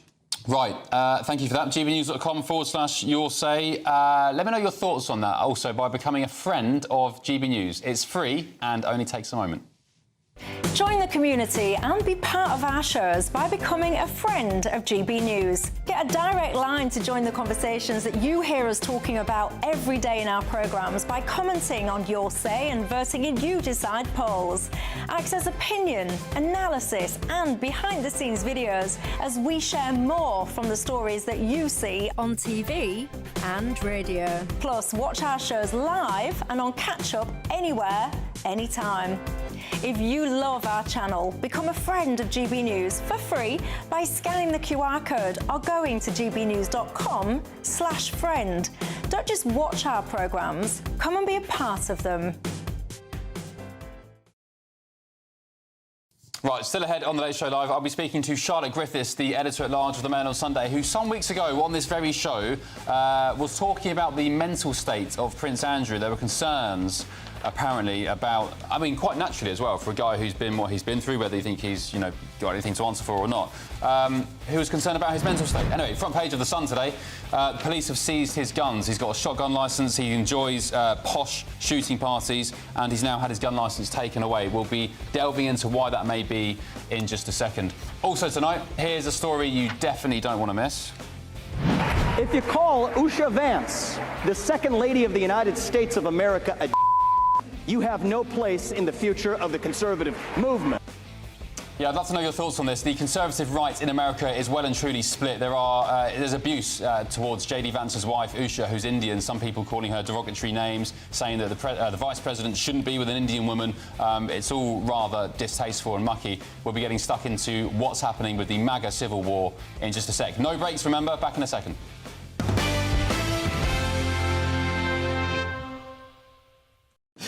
Right, let's do this. The disgraced former Prince Andrew Mountbatten Windsor has had his gun licence revoked following a visit from police at his home in Windsor. Andrew, who's a keen huntsman, he voluntarily gave up his certificate after discussions with authorities. This marks another setback in a year of troubles for Andrew, who now faces strict supervision if he wants to use or transport his firearms. Well, Charlotte Griffiths joins me now, the editor-at-large of The Mail on Sunday. Charlotte, good morning. Thanks for joining us. It was you, as far as I remember, I love your jumper, by the way. It was you a few weeks back who told me there was concerns about Prince Andrew's well-being. Is this in any way linked, do you think? Purely speculation, but I think it probably is. And Ben, you got a gun licence, I believe, for a shotgun. Is Yes. it right? I'm told that you have to have a GP sign-off. Should you renew your licence? And I think in part of the moving process, you might have to renew your licence or sort of inform them of your new address. And I think you have to get GP sign-off for that. And really, a GP is responsible for highlighting to the police, you know, if they don't have the confidence that, you know, somebody might not pass the threshold for safely owning a gun. And I mean, to me, on the outside, it seems like, should you bid a low ebb, and we know he is, I'm hearing that week after week, time after time, I'm hearing that he's at a really, really low ebb. People are very worried about him. If I was his GP, I would probably not give him that sign-off, I'm afraid.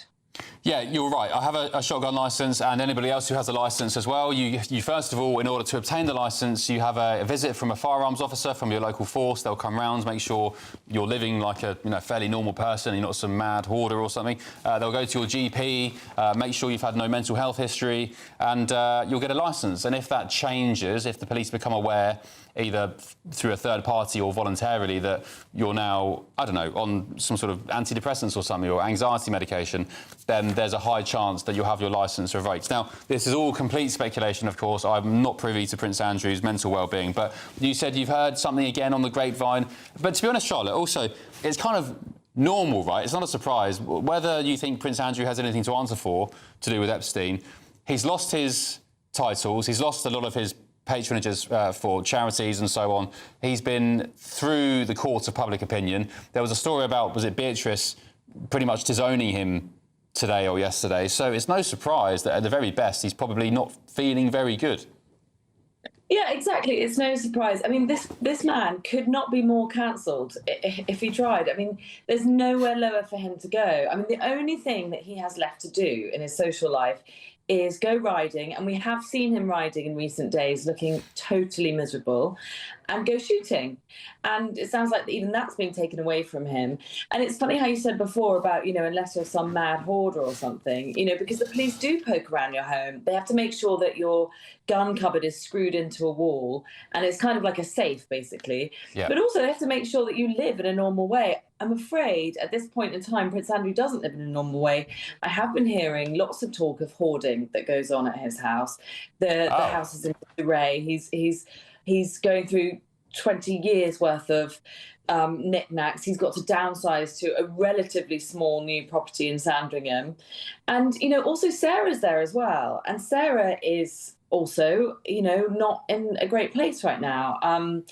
definitely at a low ebb. You know, there's many reports, and I'm hearing time and time again that she's also struggling.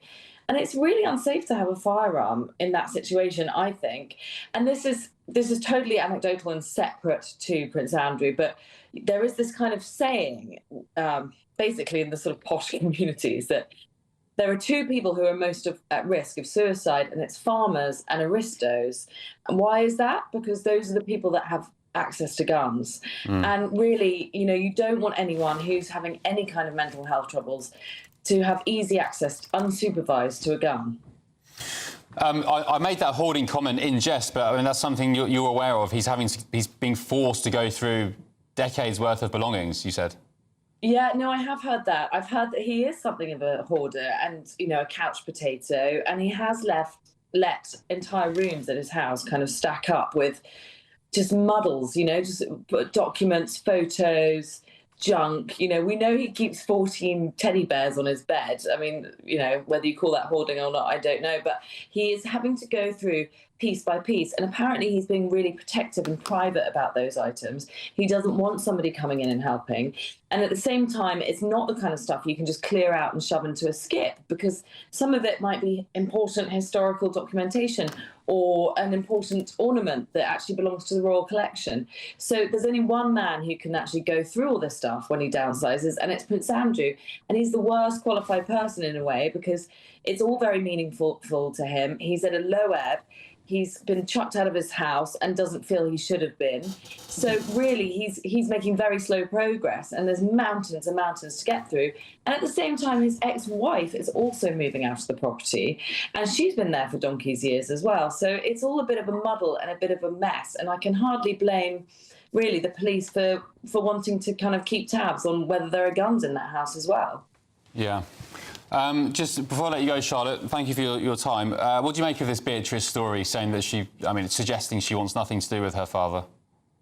I don't know about that, because she had her christening recently, and he did attend that, although he didn't go to the pub afterwards. They had a sort of post-christening get-together, and he wasn't at that.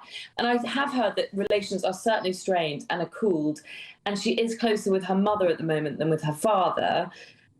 But she's always been incredibly protective over her father, and it was her that held his hand and took him into the Newsnight interview in 2019.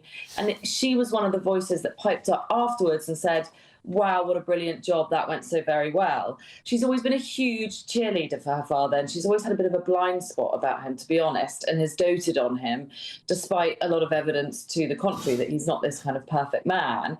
I do think the blinkers, you know, are being lifted at the moment, but I don't think she's cut him off altogether, and I don't think she ever would. She is quite loyal to him. OK, interesting. I keep saying, Charlotte, from a human perspective, you know, forget the accusations and how he's behaved. I mean, he definitely lied in the Newsnight interview, whatever. From a human perspective, you have to have some sympathy for somebody going through what he's gone through. You've lived and you've been raised as a prince of the realm. You've been thoroughly spoilt and probably applauded by people all your life, and, you know, you've had yes men surrounding you. And then you wake up one day, or over the course of a couple of years, I guess, and you've lost it all. And he's probably wondering what the hell happened, where does he go from here? So, yeah, no surprise to see that Sun front page, your gun licence taken away. Charlotte, thanks very much. What's your plans for Christmas before I let you go? Oh, well, I'm going to be wearing this Christmas jumper around the tree. In a couple of days, I've got 17 people coming round, so it's going to be quite a big one. I'm doing the cooking. All right, make it 18, because I'll be there as well. Oh, I'd love that. Thanks, Charlotte. Nice to have you back on home shores. Yeah, good to be back. Charlotte Griffiths, editor-at-large at The Mail on Sunday. Thank you very much. My panel are with me now, the former political advisor Charlie Rowley, journalist and broadcaster Benjamin Butterworth, and the GB News contributor and superstar Leo Kerr. What are you laughing at? Superstar. Well, OK. GB News mug. All right, that's better. That's more accurate. Charlotte described Andrew then as the most cancelled man in Britain or something like that. Is he? I mean, is it deserved? Well, we don't know if it's deserved or not, but I mean, he's certainly been cancelled, and I can understand, if the police are worried about his psychiatric, the state of his mind, the risk to harm, especially at Christmas. Christmas is, can be a tough time for somebody who's going through issues. Look what happened to his mate Jeffrey Epstein, who didn't kill himself, but people think he did. So that could be you know, could be an example of somebody who was rich and powerful and living an incredibly gilded life, and then you know, it all gets taken away from them. Well, the authorities say Epstein did kill himself. I mean, you know, yeah, but I just said he didn't. Hotly contested. I know. And I'm a superstar. Yeah. Well said, Charlie. Look, I mean, do you feel sorry for Andrew? I'm not sure. I can understand totally on a human level when you have a particular lifestyle, living in the royal household, and it all comes crashing down. Of course, that's going to be devastating for that particular individual. He did continue a relationship with a convicted paedophile, and he lied about it to the nation. You know, if you are a daughter of a father that you've protected for so long, that you've, you know, where these allegations have been around for a number of years, and they keep cropping up every now and again, and obviously they were big in America, obviously, you know, with when Virginia Giuffre was still alive, purporting these accusations, he never addressed them. So it's been a long time coming, you could say, that this fall from grace has happened, and he's hit the bottom so hard. What can he do to salvage some sort of input in life, society? Well, I don't know about that, but if I was him, and if I had people around me, if I were him, I'd be saying, I just want all of this to come out now, right? The Epstein files that did sort of come out yesterday, them sort of retracted some of them. Not really, but yeah. There are thousands more documents. If I were him, to stop the prolonging of this constant drip, drip, drip of news about him, whether it's his puppet that was in, you know, Epstein Towers or whatever it was, whether it's those 14 teddy bears that Charlotte was just talking about, all of this stuff about him, you would just want it to either all get out there, because it will come out, so just get it all out in one big bucket, and he can move on with his life. Benjamin, Duff Barnett on Your Say has said cancelling someone doesn't seem to give enough satisfaction to the cancellers and offended anymore. They feel the need to totally destroy them.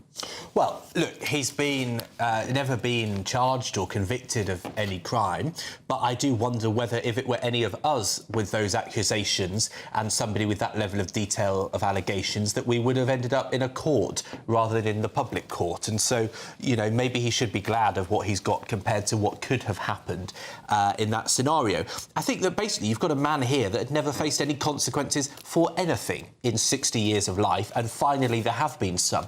You know, long before this scandal emerged, he was known to be an obnoxious, rude buffoon that disrespected people, that wasted taxpayer money in the envoy role he had, and so I think that probably is a horrendous shock to someone as entitled to him. I think he deserves no place in public life, and as we say, you know, he's never been convicted of anything, but we know there are many women out there that were a victim of the paedophile that he was friends with, and I think they have probably felt a lot lower and a lot harsher in life than what this former prince has. I've got to defend him, though, you know, over these you know, people saying, oh, but he stayed friends with Jeffrey Epstein. I mean, if you're in the royal family, you don't have a lot of choice. It's going to be a paedophile. You've got Jimmy Savile, Rolf Harris or Jeffrey Epstein. Do you want to be taken to the Tower? gbnews.com/Your Say. Lots of comments on this, and it really does divide opinion amongst viewers. I've seen it for the past year or so, at least, on Your Say. Glynis, good morning, Glynis. You've said, I find all the treatment of Andrew so crass and distasteful. If he's suffering from a mental health condition, I think journalists all need to take a good look in the mirror for the answer. He's not been found guilty of anything, but so many have been willing to pull his life to pieces. Paul, you've said, sorry, Ben, I have no sympathy for Andrew. It's all self-inflicted. Elizabeth said the monarchy appeased public opinion by persecuting Andrew.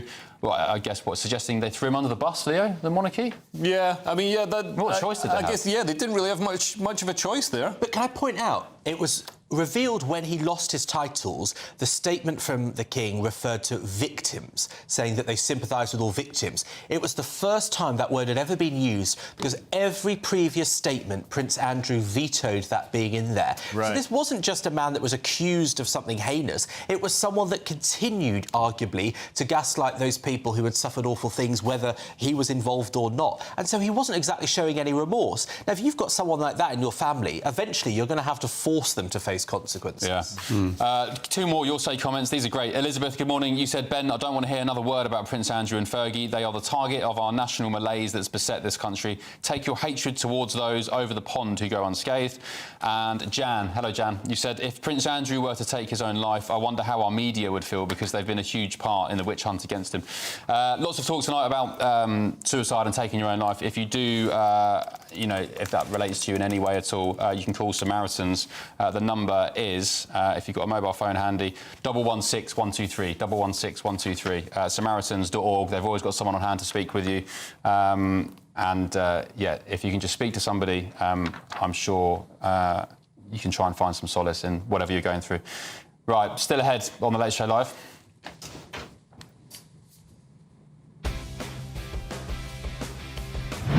If you call Usha Vance, the second lady of the United States of America, a you have no place in the future of the conservative movement.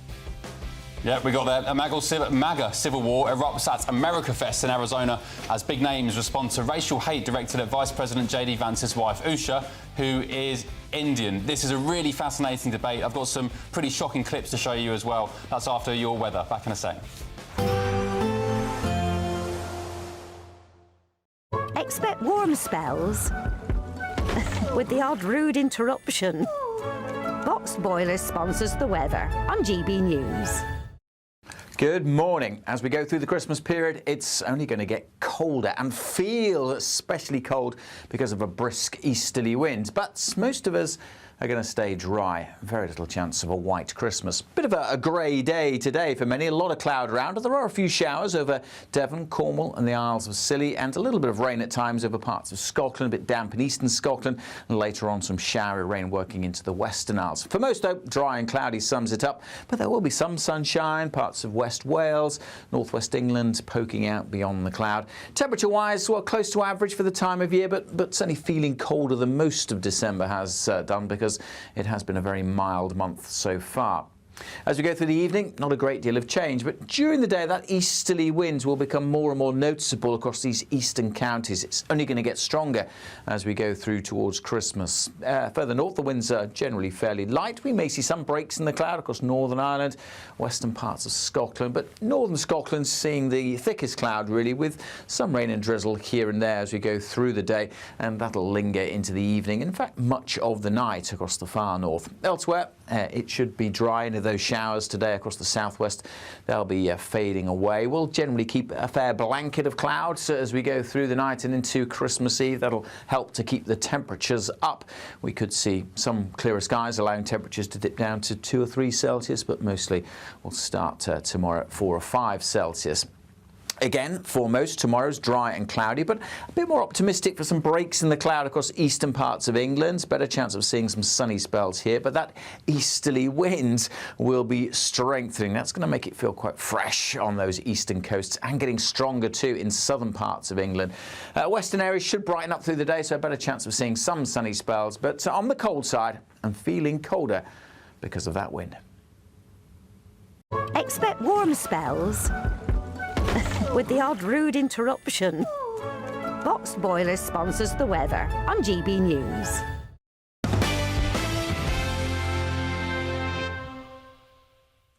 Welcome back to The Late Show Live with me, Ben Leo. Now, let's get to an incredible attack by J.D. Vance on the controversial right-wing podcaster Nick Fuentes. If you're not familiar with Nick Fuentes, he's kind of right of the right, I guess. If you want to talk about far right, he is pretty far right.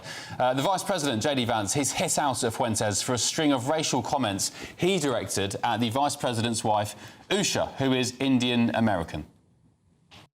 Now they're all in favor of a fat race mixer who's married to a who named his son Vivek, who was mentored by a Jewish neocon and a gay fed, Peter Thiel, and the guy's in bed with Israel. So Fuentes has previously called J.D. Vance a race traitor, and fellow Republican Vivek Ramaswamy had this to say. If you call Usha Vance, the second lady of the United States of America, a you have no place in the future of the conservative movement. All right, let's get the take of Justin Young, who's the host of the Politics podcast. Justin, good evening.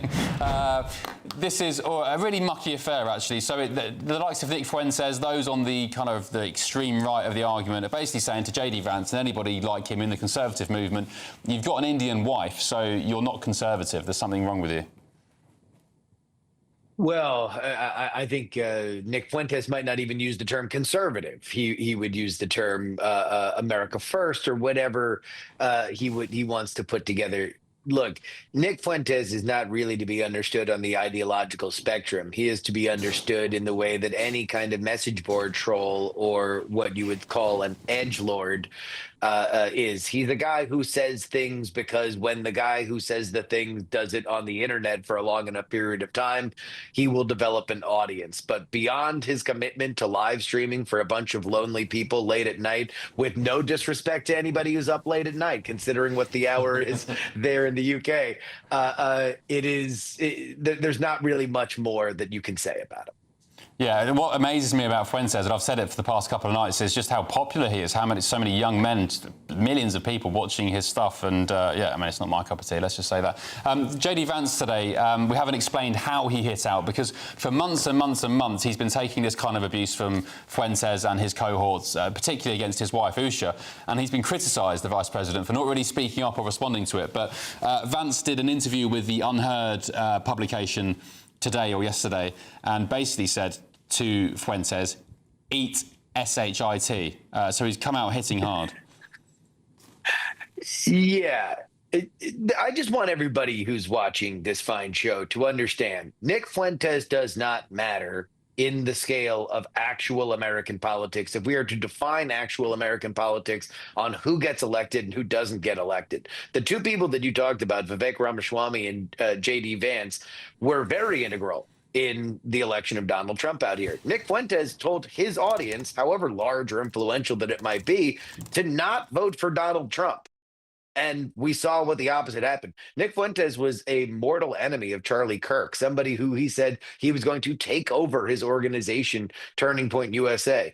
Charlie Kirk got Donald Trump elected, took meaningful steps to mobilize his audience to elect the guy who turned out to be the winner of the presidential election. Nick Fuentes was on the wrong side of that. So I agree with Vice President Vance. The influence of Nick Fuentes, no matter how many lonely young men are watching him on the internet, possibly even as we speak right now, is vastly overstated. He's more of a curiosity. He's like a Labubu. There's not necessarily any kind of translation between his popularity and the actual way that we determine things here in America. Yeah, and Vance pretty much said that. He said that the illusion, the myth that Nick Fuentes has any influence over this administration, over the any future elections, or the fact that Trump was elected last time round is just, absolute BS. Justin, thanks for your time. Really appreciate it, and hopefully we'll catch up soon. That's Justin Young, who's the host of the Politics podcast, the PPPP. My panel are back with me now. Leo, JD Vance today in this interview. Let me just read you some of the more extended quotes. He said, anyone who attacks his wife can eat S-H-I-T. He said, let me be clear, anyone who attacks my wife, whether their name is Jen Psaki or Nick Fuentes, can eat it. Vance said, that's my official policy as Vice President of the United States. Last year, he called Nick Fuentes a total loser who has no place in the MAGA movement. And speaking to Unheard, he said, anti-Semitism and all forms of ethnic hatred have no place in the Conservative movement, adding that all forms of racist attacks are disgusting.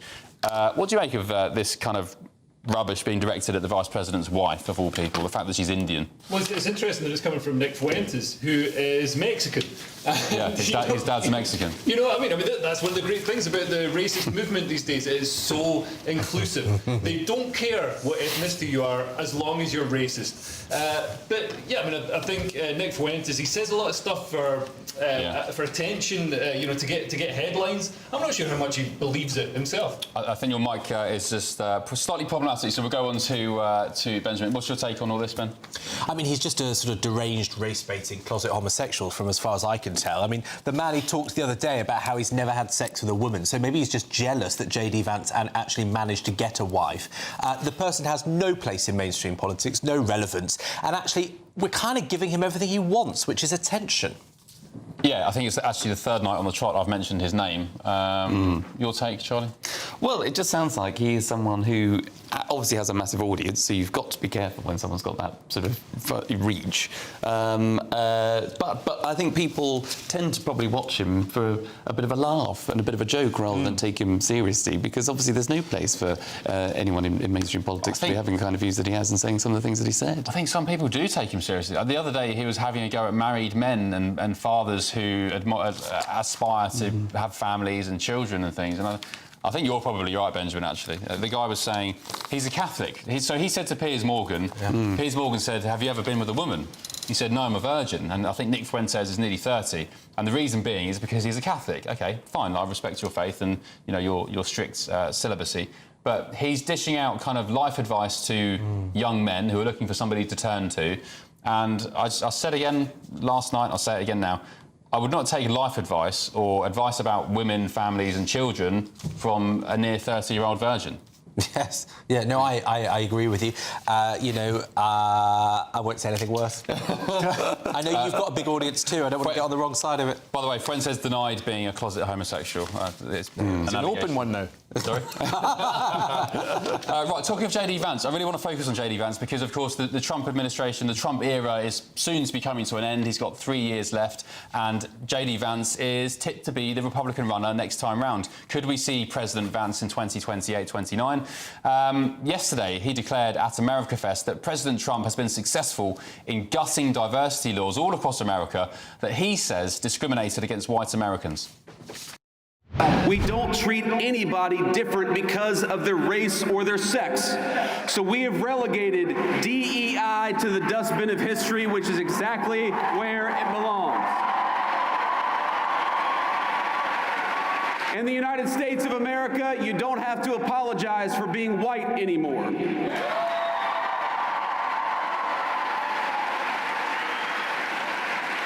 And if you're an Asian, you don't have to talk around your skin color when you're applying for college, because we judge people based on who they are, not on ethnicity and things they can't control. We don't persecute you for being male, for being straight, for being gay, for being anything. The only thing that we demand is that you be a great American patriot, and if you're that, you're very much on our team. Well, Charlie Rowley, you can apologise now for being a white man. You can stop it. Stop apologising. Yes, yeah, yes. No, but this just goes back to common sense. This is what everybody tends to think. It doesn't matter about your sex, the colour of your skin, your background, your income, whether you were working class, whether you're born with a silver spoon. It's just about what you can do, what you can actually contribute to, whether it's a job. It is based on talent. Should we be scrapping DEI schemes, Benjamin? No, because it's about levelling the playing field. If only we lived in an ideal world where nobody was judged for their race or nobody had institutional barriers to fulfilling their potential, then that would be exactly right. But the idea that America has not had problems with racism on a level that we can't even imagine as Brits is clearly ridiculous. Black people are judged in a way that white people aren't in their day-to-day lives, especially in the US. So, Benjamin, do you think it's fair? I mean, JD Vance mentions there about how Asian people have to skirt around issues of race because they're discriminated against when they apply for university positions because they're overrepresented, you know, especially in fields like mathematics. So, do you think it's fair that Asians are discriminated against when they apply to university? They've got to achieve higher grades than somebody, like vastly higher grades than somebody who's black. Well, the fact is that perceptions of ethnicities and how they access success depends on the ethnicity. But don't tell me that... So you think it's fair that Asians are discriminated against in university applications? Because that's fair, it's levelling the playing field. What I'm saying is that if you've got a black kid from a school in a really dangerous area of New York or somewhere else in the US... You don't want him at your university. Who comes from a poor family and gets outstanding grades, then actually, yeah, I think they've done a damn sight harder, a damn sight more impressive than some rich white kid from Mar-a-Lago. But that's a nonsense, because when you see applications to Harvard, they pick black kids who have come from really cosseted middle-class lifestyles that have had the tutors and every advantage, but because they're black, they still get to tick that box, and they still get an easier ride going into the university. How is that in any way somebody who's discriminated against in life? When in fact, at the moment, and we're seeing Nick Fuentes as a natural reaction to this, the last decade of anti-white racism that's been very open and baked into government policy and baked into corporate regulations and rules, and they've openly discriminated against white people, essentially for the success of past generations of white people. And how is it something that we should be ashamed of? And, you know, how can we sit here and pretend that there's this universalism when it's pretty clear that if you look across the globe, people aren't all the same. Not all cultures are the same. This is the rallying call of mediocre white men who can't cope with that can't cope with the fact, you said it, they can't cope with the fact that their mediocrity is no longer celebrated and gives them a fast track to the top. The truth is that ethnic minorities have faced huge problems, and you just talked about a middle-class black person as though they don't face barriers. Well, let's give an example that happened in this country, where Edward Enninful, who was the editor of British Vogue for many years, a hugely successful, capable man, he was told when he turned up to his own office at Vogue House to go around the back as a delivery guy. Now, that was only because he was a black person. Funny, though. But that is an example of the kind of judgment and prejudice that some groups face in society, and we are better off by trying to level that playing field. That's just an example of pattern recognition. I mean, that's not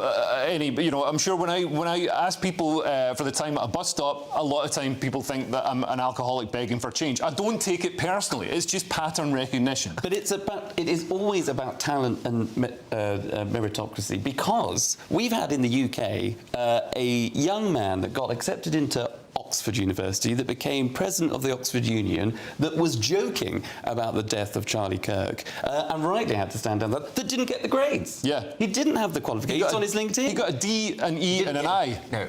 No, that's such condescending drivel. I know someone I went to school with who didn't get straight A's and got into Cambridge, and she was from a very posh background. But the people that are always left behind in this country are white working class boys. Yeah. Those are the ones that are left behind. And girls, the girls in particular, the way they've been treated by some of the communities brought into this country. And now, if you just happen to be a white male, you now need to have these misogynistic, whatever they are. It was only 2 years ago the RAF was saying no white pilots, please. They had to come out and apologise and backtrack because nobody else was joining the RAF. And the trouble is that, you know, when all these companies and organisations like the BBC, you know, decided to vastly increase their take-up of minorities, they already had, you know, the white people who'd already got their jobs, they were safe. So you had a generation of guys, Nick Fuentes' age, who then couldn't get in because the white guys were already in.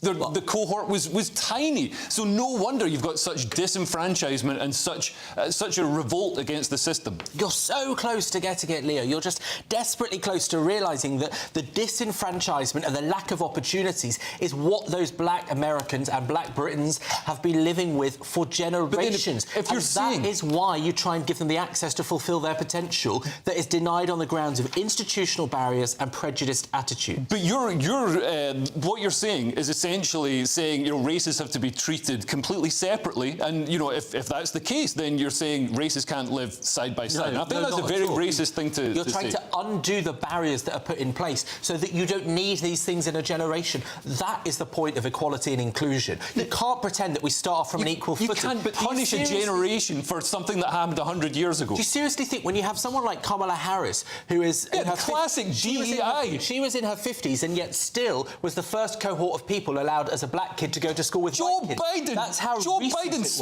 specifically said he was picking her because she was black. He said, the vice president's going to be a black woman. Don't know who it is. I can just tell you right now, it's going to be a black woman. But I'm all for just to provide the access is one thing to make sure that people can get to the front door, but it's going through the front door what matters. But if you don't have the grades to walk through that front door, then you shouldn't be there. Right. Interesting debate. gbnews.com/Your Say. I mean, I think it's an absolute myth to suggest that white racism, anti-white racism doesn't exist. I mean, look at the RAF. Again, I said some years ago, 2023, had to apologise for excluding white pilots. Anyway, let's finish the show on a lighter note. Take a look at this.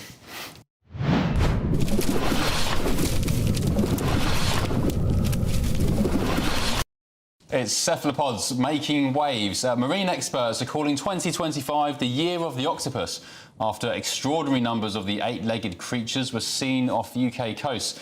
From brilliant biodiversity to quirky coastal encounters, it's put a spotlight on how warming seas are reshaping life beneath the waves. They're meant to be very intelligent, aren't they? Is it occupy? What's the plural? Octopi. Octopi. They're actually too intelligent to be in the front bench. But they are very clever. Wasn't there an octopus that once predicted the World Cup? Am I right? Yes. Well, I watched a video the other day of an octopus playing a basic tune on a piano. I saw that. Now, I've tried to play the piano and failed, so maybe they should be on this panel instead of me next That week. was a brilliant But you still clip. expect a scholarship to go to the Royal Academy of Music if you still failed, because you DEI. DEI. Right, You can eat them as well. You can eat them. What? Calamari is squid. That's squid. What's the difference between an octopus and a squid? Well, squid's got 10 tentacles, I believe, and it's different. It's got a cartilage inside. One Are you being serious or are you winding me up? No, I'm being serious. One is spelled SQU, Right. and the other isn't. Charlie, you're like the tipsy old uncle at Christmas. It's 6 o'clock on Christmas Day. I'm drunk, Uncle Andrew. I'm drunk on your presence being here in the UK. Oh, That's the present enough for me. 5 is in the post. Right, let's go through the front pages again if you've just tuned into the Late Show Live, starting with the Daily Telegraph tomorrow. Non-crime hate incidents are to be scrapped.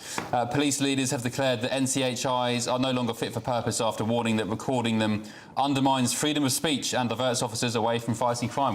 Wowzers, could have told you that 5 years ago. The Times, cost of union officials paid time off to be secret. This story it says that taxpayers will be kept in the dark about how much public money is being spent so that union officials can have paid time off work. So despite new figures showing that last year almost £107 million was spent on so-called facility time, Labour has scrapped existing powers to cap it and remove the requirement for public bodies such as the NHS and schools to declare it. The Eye, silicosis scandal, save other men like me from killer kitchens, urges worker 29. What exactly is silicosis? I think it's a condition that you can get from things like kitchens, and it damages your liver. Like, it's a material, I think, that's affecting people. OK. Could be like a new asbestos scandal. That's the suggestion, right. yes. The Mail. Ex-councillor drugged and raped wife with other men. This is a horrific story with chilling echoes of what happened in France. I'll read you a couple of paragraphs here. A former Tory councillor was due in court today charged with raping and drugging his wife for 13 years. Business consultant Philip Young, a father of 3, will appear before magistrates alongside 5 other men, all accused of carrying out sex attacks on Young's former wife, Joanne Young. Miss Young, who's 48, can be named as the alleged victim because she's waived her right to the anonymity which automatically applies in such cases. Young, 49, is charged with 11 counts of rape, 7 counts of sexual assault and 4 counts of sexual touching, all involving his ex-wife. We can't really say much more about that because it's an active case, but they'll appear in court later today. The Guardian. Families plead with David Lammy over Palestine Action strikes. The supporters of Palestine Action-affiliated hunger strikers have pleaded with Lammy to meet them in an attempt to end the impasse over the protest that's left some of them severely unwell. Just eat, no? Give me a sandwich. Or don't eat, because honestly, you've almost made your point. If you can just keep it going and don't even have any cheat days. Don't have any... The intervention came after 3 of the prisoners were simultaneously in hospital on Sunday. They've been refusing food for 51 days. Well, they've obviously been having food some of the time. Nobody goes 51 days with no food and doesn't die. Well, also, look at them. Some of them are pretty skinny. There's some vegans in there. They're pretty... I'd only give him about 6 hours. My brother did a 30-odd day food fast, so it can be done. Right. Is he OK? He's all right now, yeah. And did he manage to abolish the State of Israel? Not sure that was his intention. The Sun, police seize anti-gun licence. We've already been through this. The once was Prince Andrew has now had his gun licence seized amid concerns about his well-being.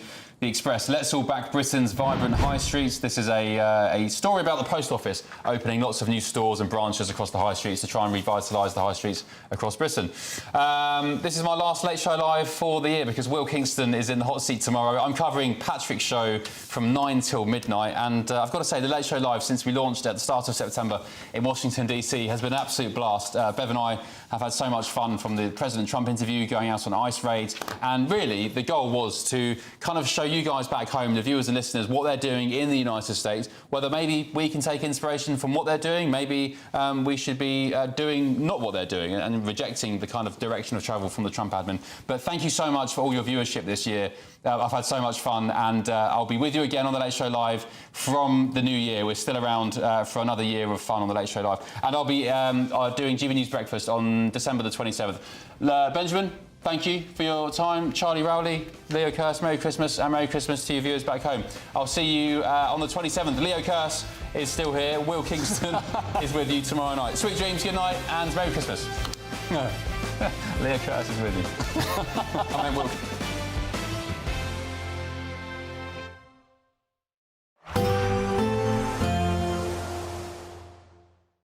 Today, clouds overhead. Total zen within. Boxed Solar sponsors the weather on GB News. Good morning. As we go through the Christmas period, it's only going to get colder and feel especially cold because of a brisk easterly wind. But most of us are going to stay dry. Very little chance of a white Christmas. Bit of a grey day today for many. A lot of cloud around. There are a few showers over Devon, Cornwall and the Isles of Scilly, and a little bit of rain at times over parts of Scotland, a bit damp in eastern Scotland, and later on some showery rain working into the Western Isles. For most, though, dry and cloudy sums it up, but there will be some sunshine, parts of West Wales, northwest England poking out beyond the cloud. Temperature-wise, well, close to average for the time of year, but certainly feeling colder than most of December has done, because it has been a very mild month so far. As we go through the evening, not a great deal of change, but during the day that easterly winds will become more and more noticeable across these eastern counties. It's only going to get stronger as we go through towards Christmas. Further north, the winds are generally fairly light. We may see some breaks in the cloud across Northern Ireland, western parts of Scotland, but northern Scotland's seeing the thickest cloud really, with some rain and drizzle here and there as we go through the day, and that'll linger into the evening, in fact much of the night across the far north. Elsewhere, it should be dry, and those showers today across the southwest, they'll be fading away. We'll generally keep a fair blanket of clouds as we go through the night and into Christmas Eve. That'll help to keep the temperatures up.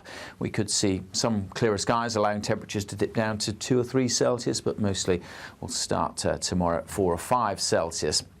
Again, for most, tomorrow's dry and cloudy, but a bit more optimistic for some breaks in the cloud across eastern parts of it.